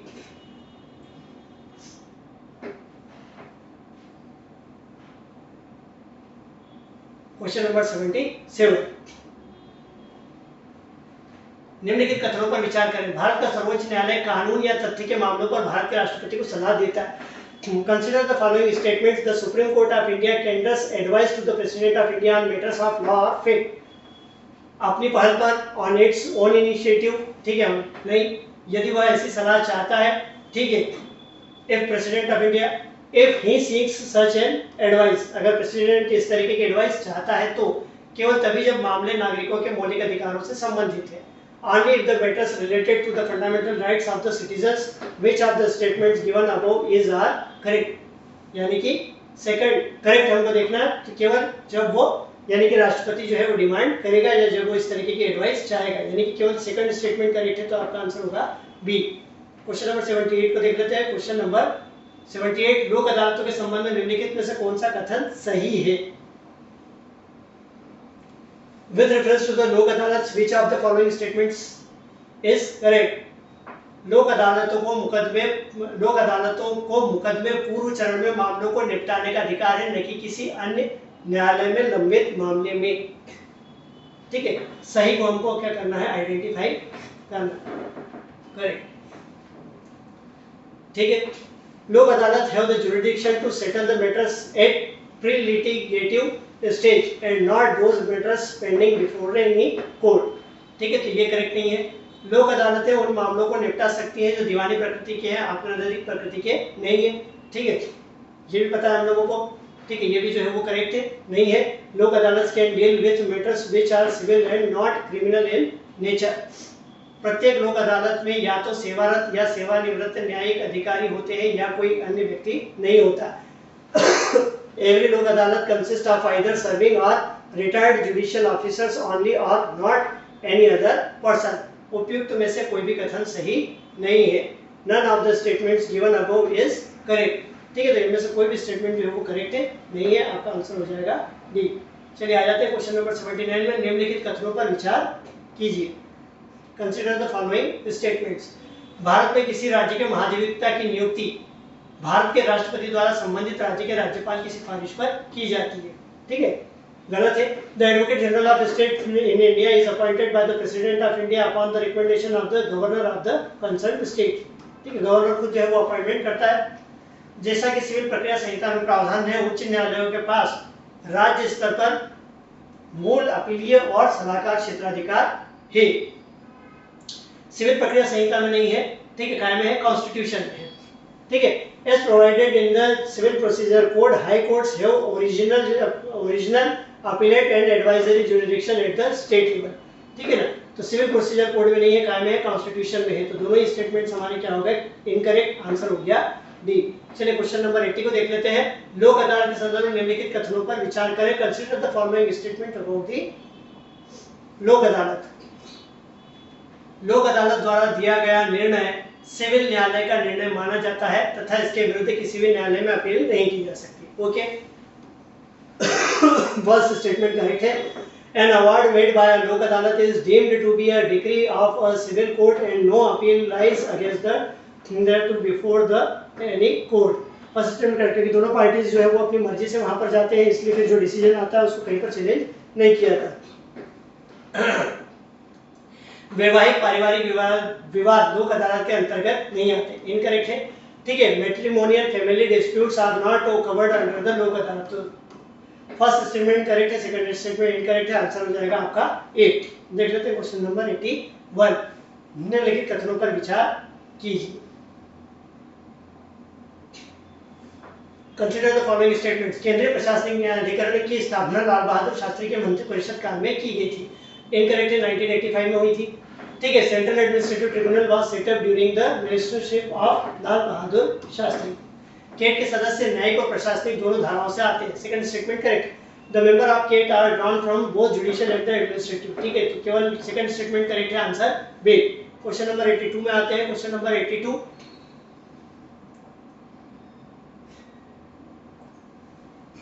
भारत में फास्ट ट्रैक कोर्ट के संबंध में निम्नलिखित में से कौन से कथन सही है? Which of the following statements are correct regarding the fast track courts in India? ठीक है, प्रथम राष्ट्रीय न्यायिक वेतन आयोग 1999 की टिप्पणियों के अनुसार केंद्र सरकार द्वारा एफटीसी की शुरुआत की गई थी। न्यायपालिका में जनशक्ति नियोजन पर विधि आयोग की 120वीं रिपोर्ट। ठीक है, फर्स्ट स्टेटमेंट करेक्ट है। The FTC was started by the central government pursuant to the observations of the first National Judicial Pay Commission 1999, the 120th report of the Law Commission on the main power planning in the judiciary। ठीक है, first statement correct है। सत्र न्यायालयों में लंबे समय से लंबित मामलों और विचाराधीन कैदियों के लंबे समय से लंबित मामलों का शीघ्रता से निपटान करने के लिए एफटीसी की स्थापना की। Correct. The FTCs are established to expeditiously dispose of long pending cases in the sessions courts and long pending cases of the under trial prisoners। ठीक है, तो सेकंड अंडर ट्रायल प्रिजनर्स और जो लंबे समय से पेंडिंग केसेस हैं उनको क्लियर करने के लिए ये लाया गया। जब एफटीसी में न्यायाधीशों की नियुक्ति की गई तो उनकी सेवा शर्तों को राज्यों के उच्च न्यायालय के परामर्श से नियमों के निर्माण द्वारा तय किया गया। ठीक है, ये स्टेटमेंट भी जो है वो आपका करेक्ट है। When judges were appointed to the FTCs, their service conditions were settled by the framing of rules which were done in consultation with the high courts of the states। तो 1, 2 and 3 all statements are correct। तो आपका answer हो जाएगा D, all of the above। Question number 83 में आते हैं।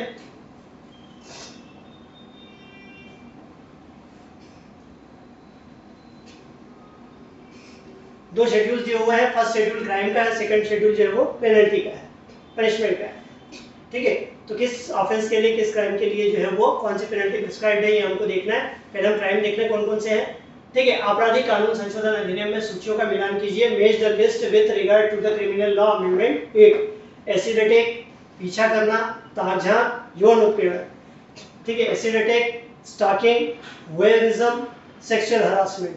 ठीक है, शारीरिक संपर्क और अवांछित और स्पष्ट यौन प्रस्तावों से संबंधित प्रगति या यौन एहसानों की मांग या अनुरोध के मामले में 5 साल तक का कठोर कारावास या जुर्माना या दोनों। ठीक है, तो अगर डी मान भी, ठीक है ना, सेक्सुअल हैरेसमेंट की बात हो रही है तो है ना, शारीरिक संपर्क और अवांछित स्पष्ट प्रस्ताव के लिए। ठीक है, पहली बार दोष सिद्धि के मामले में कारावास 1 वर्ष से कम नहीं, लेकिन जो 3 वर्ष तक बढ़ाया जा सकता है और जुर्माना भी देना होगा। ठीक है, जुर्माना भी देना होगा। ठीक है, कारावास 1 वर्ष से कम नहीं होगा, लेकिन जो 3 वर्ष तक बढ़ाया जा सकता है और जुर्माना भी देना होगा। चौथा, कारावास 10 वर्ष से कम नहीं होगा, जो आजीवन कारावास तक बढ़ाया जा सकता है, और जुर्माना जो है चिकित्सा व्यय को पूरा करना। चिकित्सा व्यय की बात कहां पर आएगी? एसिड अटैक में आएगी, ऑब्वियस सी बात है। ठीक है, जुर्माना जो चिकित्सा व्यय को पूरा करने के लिए उचित होगा, इसे पीड़ित को भुगतान किया जाएगा।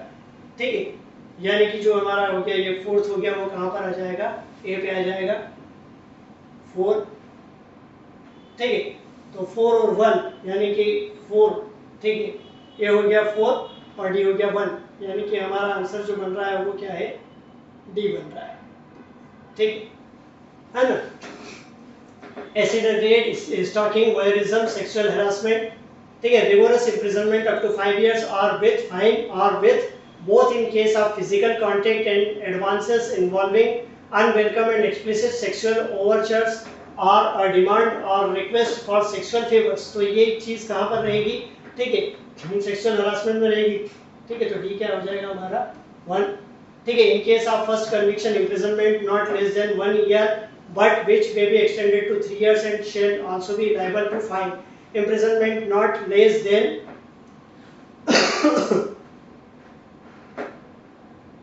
imprisonment clause not less than 1 year but which may extend to 3 years and shall also be liable to fine। imprisonment not less than 10 years but which may extend to imprisonment for life and with fine which shall be just and reasonable to meet the medical expenses and if it shall be paid to the victim। ठीक है। तो victim के medical treatment की बात जैसा कि अपन लोगों ने देखा था कहाँ पर आएगी, एसिडेटिक के अंतर्गत आएगी, यानी कि एज हो जाएगा आपका क्या 4 हो जाएगा, तो ये हो गया 4, डी हो गया 1, आपका आंसर हो जाएगा 4 3 2 1। ठीक है, 4 3 2 1। ठीक, आपका आंसर हो गया डी। चलिए आ जाते हैं क्वेश्चन नंबर 84 में। लोकपाल और लोकायुक्त अधिनियम 2014 की कौन सी मुख्य विशेषताएं हैं? ठीक है, which of the salient features of the Lokpal and Lokayukta act 2014। Lokpal में एक अध्यक्ष और अधिकतम 8 सदस्य होंगे, जिनमें से 50% न्यायिक सदस्य होंगे। ठीक है, ओके, फर्स्ट स्टेटमेंट जो है वो आपका क्या है, करेक्ट है। Lokpal will consist of a chairperson and a maximum of 8 members of which 50% shall be judicial members। First statement जो है वो आपका क्या है, करेक्ट है। लोकपाल के अध्यक्ष और सदस्य का चयन संसद की आचार संहिता द्वारा। Incorrect, the selection of chairperson and member of Lokpal shall be done by the ethics committee of the parliament. Incorrect, प्रधानमंत्री को लोकपाल के दायरे में लाया गया है। ठीक है, करेक्ट है। Prime minister has been brought under the purview of the Lokpal. ठीक है, थर्ड स्टेटमेंट करेक्ट है। लोकपाल के 50% सदस्य अनुसूचित जाति, अनुसूचित जनजाति और अन्य पिछड़ा वर्ग, अल्पसंख्यक और महिलाएं होंगी। ये स्टेटमेंट भी करेक्ट है। 50% members of the Lokpal shall be from SC, ST, OBC, minorities and women। ये स्टेटमेंट करेक्ट है, फर्स्ट, थर्ड एंड फोर्थ, यानी कि आंसर सी। आ जाते हैं क्वेश्चन नंबर 85 में। सुप्रीम कोर्ट द्वारा उस मामले में दिए गए केस और फैसले के गलत जोड़े की पहचान करें। गलत जोड़ा यानी कि incorrect pair. Indira Sawhney case अन्य पिछड़ा वर्गों के लिए क्रीमी लेयर, ठीक है। विशाखा केस कार्यस्थल पर यौन उत्पीड़न के खिलाफ कामकाजी महिलाओं की सुरक्षा, ठीक है। मेनका गांधी केस अनुच्छेद 14, 19 और 21 परस्पर अनन्य नहीं, ठीक है। बिना बनर्जी केस विदेशी यात्रा अधिकार व्यक्तिगत स्वतंत्रता का हिस्सा है। Maneka Gandhi case article 14, 19 and 21 are not mutually exclusive. ठीक है, तो आंसर होगा आपका डी।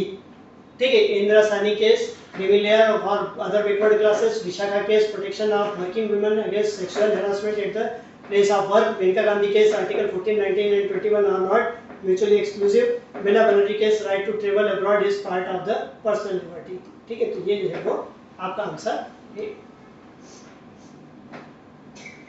क्वेश्चन नंबर 86, लिस्ट 1 और लिस्ट 2 यहाँ पर दिए हुए हैं, उनको मैच करना है। आर्टिकल ऑफ कॉन्स्टिट्यूशन और प्रोविजन।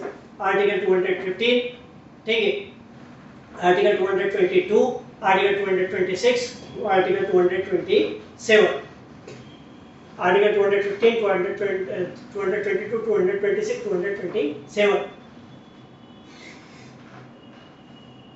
ठीक है, एक न्यायाधीश का एक उच्च न्यायालय से दूसरे उच्च न्यायालय में स्थानांतरण। ठीक है, तो ये क्या हो जाएगा आपका आर्टिकल 222। ठीक है, उच्च न्यायालय द्वारा सभी न्यायालयों पर अधीक्षण, ये हो जाएगा दैट इज 215। ठीक है, 215 क्या हो जाएगा, ए हो जाएगा 4, उच्च न्यायालय का अभिलेख न्यायालय होना, ए हो जाएगा 4। आर्टिकल 215 क्या बोल रहा है, ट्रांसफर क्या हो जाएगा, high courts to be court of record. ठीक है, तो ए क्या हो जाएगा 4, बी क्या हो जाएगा 222। ठीक है, 222 एक न्यायाधीश का एक उच्च न्यायालय से दूसरे उच्च न्यायालय में स्थानांतरण। ठीक है, तो बी हो जाएगा 1। ठीक है, 222 ट्रांसफर ऑफ वन जज from one high court to another high court, तो बी हो जाएगा 1। 4 and 1। ठीक है, तो आपका आंसर जो है वो 4 and 1 कहाँ पर दिख रहा है, 4 and 1 केवल जो है हमको दिख रहा है ना, ए में दिख रहा है, लेकिन फिर भी आगे हम लोग जो है वो देख लेते हैं। आर्टिकल 226 अनुच्छेद 226 उच्च न्यायालय की रीट जारी करने की शक्ति। ठीक है, तो सी क्या हो जाएगा 3 हो जाएगा।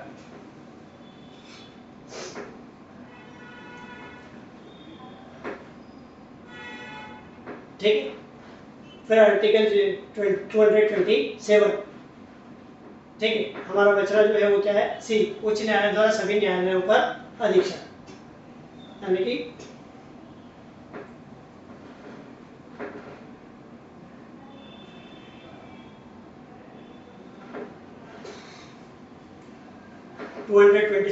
आर्टिकल 215 हो गया हमारा, high court to be court of record 4, article 222 हो गया ट्रांसफर ऑफ जजेस, ठीक है। 226 हो जाएगा हमारा कौन सा, power of high court to issue the certain writs, ठीक है। तो ये हो गया 3, तो ये हो जाएगा 2, 4132, ठीक है। आंसर हो जाएगा हमारा ए 4132। आर्टिकल 215 कोर्ट ऑफ रिकॉर्ड है, आर्टिकल 222 ट्रांसफर ऑफ जजेस है, 226 रेट इशू करने की जो है रेट ज्यूरिडिक्शन है, 226 सुपरविजन की बात है, ठीक है। 4132 answer A. Question number 87, Meera Radia मामले में नवीनतम घटनाक्रम सर्वोच्च न्यायालय केंद्रीय जांच ब्यूरो को निम्नलिखित की जांच करने का निर्देश दिया है। In the latest development in Meera Radia case, the Supreme Court directed the Central Bureau of Investigation to probe into the, ठीक है, अनिल अंबानी समूह द्वारा संचालित शासन पावर प्रोजेक्ट को कोयला ब्लॉकों का आवंटन, ठीक है ना। तो इसकी जांच जो है वो की जानी है। Allotment of coal blocks to Sasan power project run by the Anil Ambani group, ठीक है। झारखंड के सिंहभूम जिले के अनुका में लोह अयस्क खदानों का टाटा स्टील को आवंटन, ठीक है। ये जो है वो भी क्या है, करेक्ट है। सेकंड स्टेटमेंट भी जो है वो क्या है, करेक्ट है, ठीक है। Allotment of iron ore mines at Anuka in Singhbhum district of Jharkhand to Tata steel, तो इसकी भी जो है इन्वेस्टिगेशन की गई है। हाइड्रोकार्बन महानिदेशालय के तत्कालीन प्रमुख वीके सिब्बल द्वारा रिलायंस इंडस्ट्री को कथित रूप से पक्षपात दिखाया गया और बदले में प्राप्त किया जाना। Favors allegedly shown by V.K. Sibal, then Chief of the Directorate General of the Hydrocarbons, to Reliance Industries and quid pro quo received, ठीक है। तो ये स्टेटमेंट जो है वो करेक्ट है।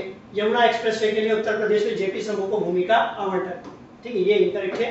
1 2 3 आपका आंसर हो जाएगा सी। आ जाते हैं क्वेश्चन नंबर 88 में। असर्शन और रीजन बेस्ड क्वेश्चन है, इसको हम लोग जो है वो देख लेते हैं। सर्वोच्च न्यायालय अभिलेख न्यायालय है, ठीक है, करेक्ट है। एक बार जब न्यायालय अभिलेख न्यायालय हो जाता है, बन जाता है, तो उसकी अवमानना के लिए दंडित करने की शक्ति अनिवार्य रूप से उसी स्थिति से आ जाती है, ठीक है। और आर दोनों करेक्ट है, ठीक है। The supreme court is a court of record, correct है। रीजन है, once a court is made a court of record, its power to punish for its contempt necessarily follows from the that position, ठीक है। दोनों correct तो है, but R A का correct explanation नहीं है, तो आपका आंसर क्या हो जाएगा, बी, ठीक है। ए और आर दोनों करेक्ट है, लेकिन आर जो है वो ए का करेक्ट एक्सप्लेनेशन नहीं है, तो आपका आंसर क्या हो रहा है, बी हो रहा है। क्वेश्चन नंबर 89 में आते हैं। क्वेश्चन नंबर 89 एक बार फिर से असर्शन और रीजन बेस्ड क्वेश्चन है, देख लेते हैं। न्यायिक समीक्षा कार्यपालिका या विधायिका को ऐसी शक्ति का प्रयोग करने से रोकने की एक प्रक्रिया है जिसमें संविधान द्वारा अनुमोदित नहीं किया गया है, ठीक है, तो करेक्ट है। Judicial review is a process to restrain the executive or the legislature from exercising power which may not be sanctioned by the constitution, ठीक है, करेक्ट है। न्यायिक समीक्षा की शक्ति का स्रोत संविधान का अनुच्छेद 13 है, ठीक है, ये भी करेक्ट है। The source of the power of judicial review is Article 13 of the Constitution, ठीक है। यहाँ पर भी वही है, ए और आर दोनों है तो करेक्ट है, लेकिन आर ए का करेक्ट एक्सप्लेनेशन नहीं है, आर ए का जो है वो करेक्ट एक्सप्लेनेशन नहीं दे रहा है। क्वेश्चन नंबर 19, निम्नलिखित कथनों पर विचार कीजिए। संसद सर्वोच्च न्यायालय के अधिकार क्षेत्र और शक्ति का विस्तार कर सकती है, लेकिन उसे कम नहीं कर सकती, ठीक है। Parliament can extend but can not cartel the jurisdiction and power of the supreme court, तो ये स्टेटमेंट करेक्ट है। सर्वोच्च न्यायालय के किसी भी न्यायाधीश के अपने कर्तव्यों के निर्वहन में आचरण के संबंध में संसद में कोई चर्चा नहीं हो सकती, ठीक है। No discussion can take place in parliament with respect to the conduct of any जज of the supreme court in the discharge of his duty, ठीक है। ड्यूटी डिस्चार्ज करते समय कोई भी कंडक्ट अगर वो शो करता है तो उसके ऊपर डिस्कशन नहीं होता, ठीक है, ये स्टेटमेंट करेक्ट है। First and second statement. सर्वोच्च न्यायालय का सेवानिवृत्त न्यायाधीश भारत के क्षेत्र में किसी भी अदालत या किसी भी प्राधिकारी के समक्ष उपस्थित दलित, ठीक है, करेक्ट है, क्योंकि a retired judge of the Supreme Court cannot appear or plead in any court or before any authority within the territory of India, ये स्टेटमेंट भी करेक्ट है। सर्वोच्च न्यायालय के न्यायाधीशों के वेतन भत्ते भारत की संचित निधि पर भारित होते हैं, ठीक है, तो ये भी क्या है, करेक्ट है। The salaries and allowances of the judges of the Supreme Court are charged on the consolidated fund of India, तो सारे स्टेटमेंट करेक्ट है, ठीक है, तो आपका आंसर बनेगा ए 1 2 3 और 4, ठीक है। आ जाते हैं क्वेश्चन नंबर 91 में, देख लेते हैं एक बार फिर असर्शन और रीजन बेस्ड क्वेश्चन। सर्वोच्च न्यायालय की नियम बनाने की शक्ति भारत की संसद द्वारा बनाए गए किसी कानून के अधीन नहीं, इनकरेक्ट, ठीक है। the rule making power of the Supreme Court is not subjected to any law made by the Parliament of India. ठीक है,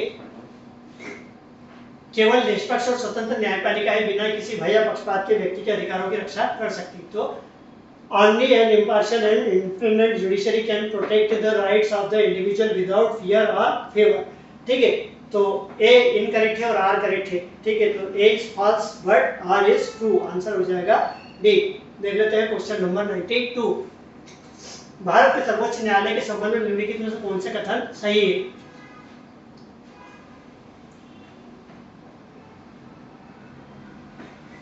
Which of the following statements regarding the Supreme Court of India are correct?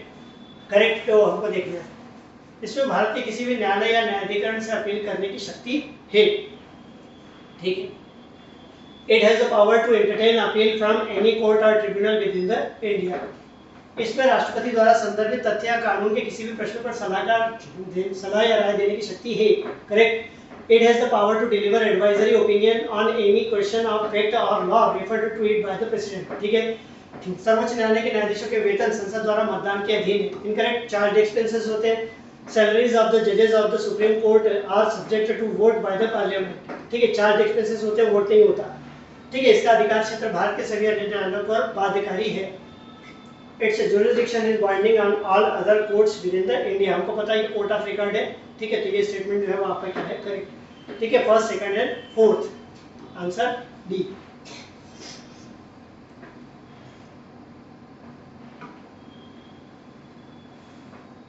Question number 93 को देख लेते हैं। निम्नलिखित कथनों पर विचार करें। Consider the following statements.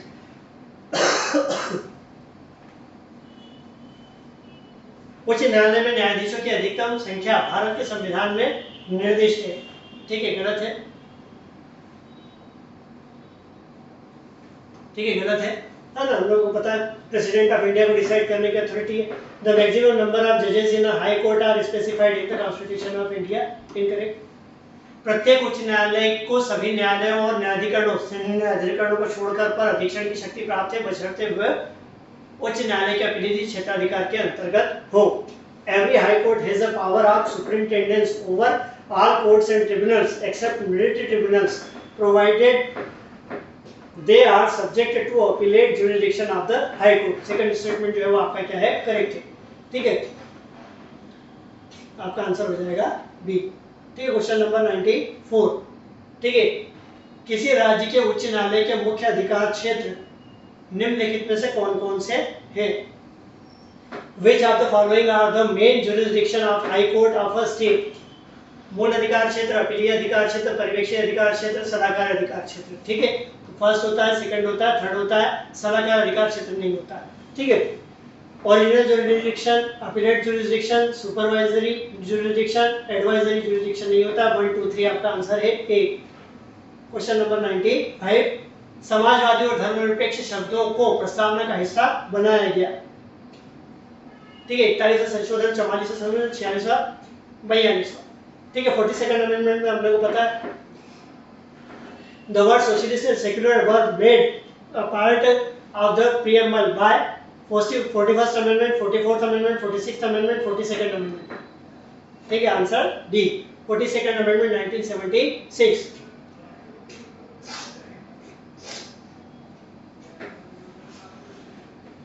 Question number 96 में आ जाते हैं। निंदा और अविश्वास प्रस्ताव के बीच अंतर के बारे में कौन से कथन सही है? Which statements are correct about the differences between the censure and no confidence motion?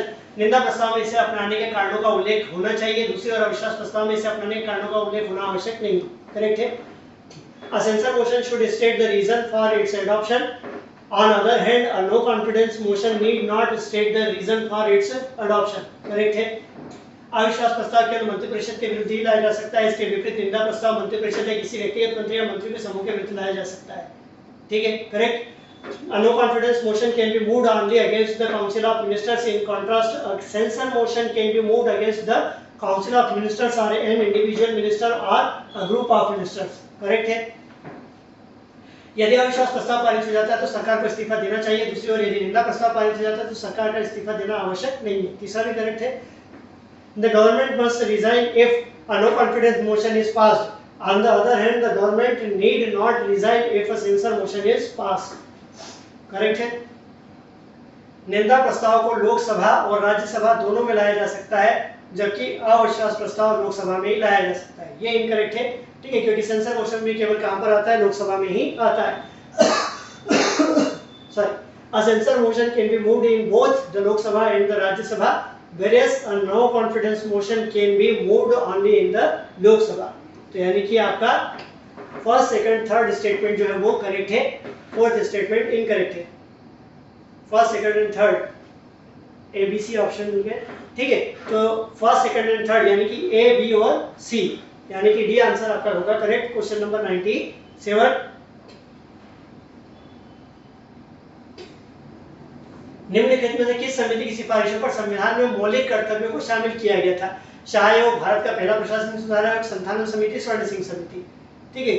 स्वर्ण सिंह समिति जो है वो fundamental duties were included in the constitution on the recommendation of the which of the following committees? Shah commission, first administrative reform commission, Santhanam committee, Swaran Singh committee. हमको पता है 42nd amendment से स्वर्ण सिंह कमेटी की रिकमेंडेशन पे इसको लाए थे। क्वेश्चन नंबर 98, निम्नलिखित में से किस अधिनियम के माध्यम से भारत में केंद्रीय प्रशासन की नींव रखी गई? Through which of the following acts the foundation of central administration was laid in India? Central administration की बात हो रही है, सेंट्रल गवर्नेंस की बात नहीं हो रही है, ठीक है। सेंट्रल एडमिनिस्ट्रेशन की अपन लोग बात करते हैं, ठीक है। चार्टर एक्ट 1833, विनियमन अधिनियम 1773, चार्टर अधिनियम 1853, पिट्स इंडिया एक्ट 1784। तो ये आंसर हो जाएगा आपका 1773। काय की बात हो रही है? सेंट्रल एडमिनिस्ट्रेशन की बात हो रही है, गवर्नेंस की बात नहीं हो रही है।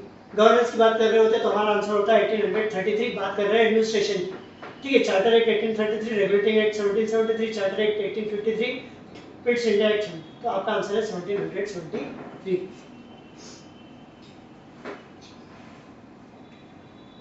क्वेश्चन नंबर 98, प्रधानमंत्री निम्नलिखित में से किस कैबिनेट समिति की अध्यक्षता नहीं करते हैं? ठीक है। Prime minister does not chair which of the following cabinet committees? ठीक है, नॉट चेयर राजनीतिक मामलों की समिति करते हैं, ठीक है, नियुक्ति समिति करते हैं, संसदीय मामलों की समिति, आर्थिक मामलों की समिति, ठीक है। तो संसदीय मामलों की समिति, ठीक है। Political affairs committee, appointment committee, committee on parliamentary affairs, economic affairs committee, ठीक है। तो कमेटी ऑन पार्लियामेंट्री अफेयर्स जो है वो प्राइम मिनिस्टर उसके चेयरमैन नहीं होते। क्वेश्चन नंबर 100, निम्नलिखित में से किस संसदीय समिति का अध्यक्ष हमेशा सत्तारूढ़ दल का सदस्य होता है? प्राक्कलन समिति, सार्वजनिक उपक्रम समिति, लोक लेखा समिति, प्रत्यावर्ती विधान समिति, प्राक्कलन समिति, ठीक है। इसका अध्यक्ष हमेशा जो है वो कैसे होता है? रूलिंग पार्टी की तरफ से होता है। The chairman of which of the following parliamentary committees is invariably from the members of the ruling party? Estimate committee, committee on the public undertakings, public account committee, committee on delegated legislation। तो estimate committee का chairman जो होता है वो हमेशा ruling party से होता है। तो चलिए फ्रेंड्स, देख रहे थे हम लोग ये 100 क्वेश्चंस पॉलिटी के हम लोगों ने सॉल्व किए। 15 डे आज हमारा कंप्लीट हुआ। इस प्रोसेस को हम लोग इसी तरीके से आगे बढ़ाते रहेंगे। Stay tuned with the Kalpa.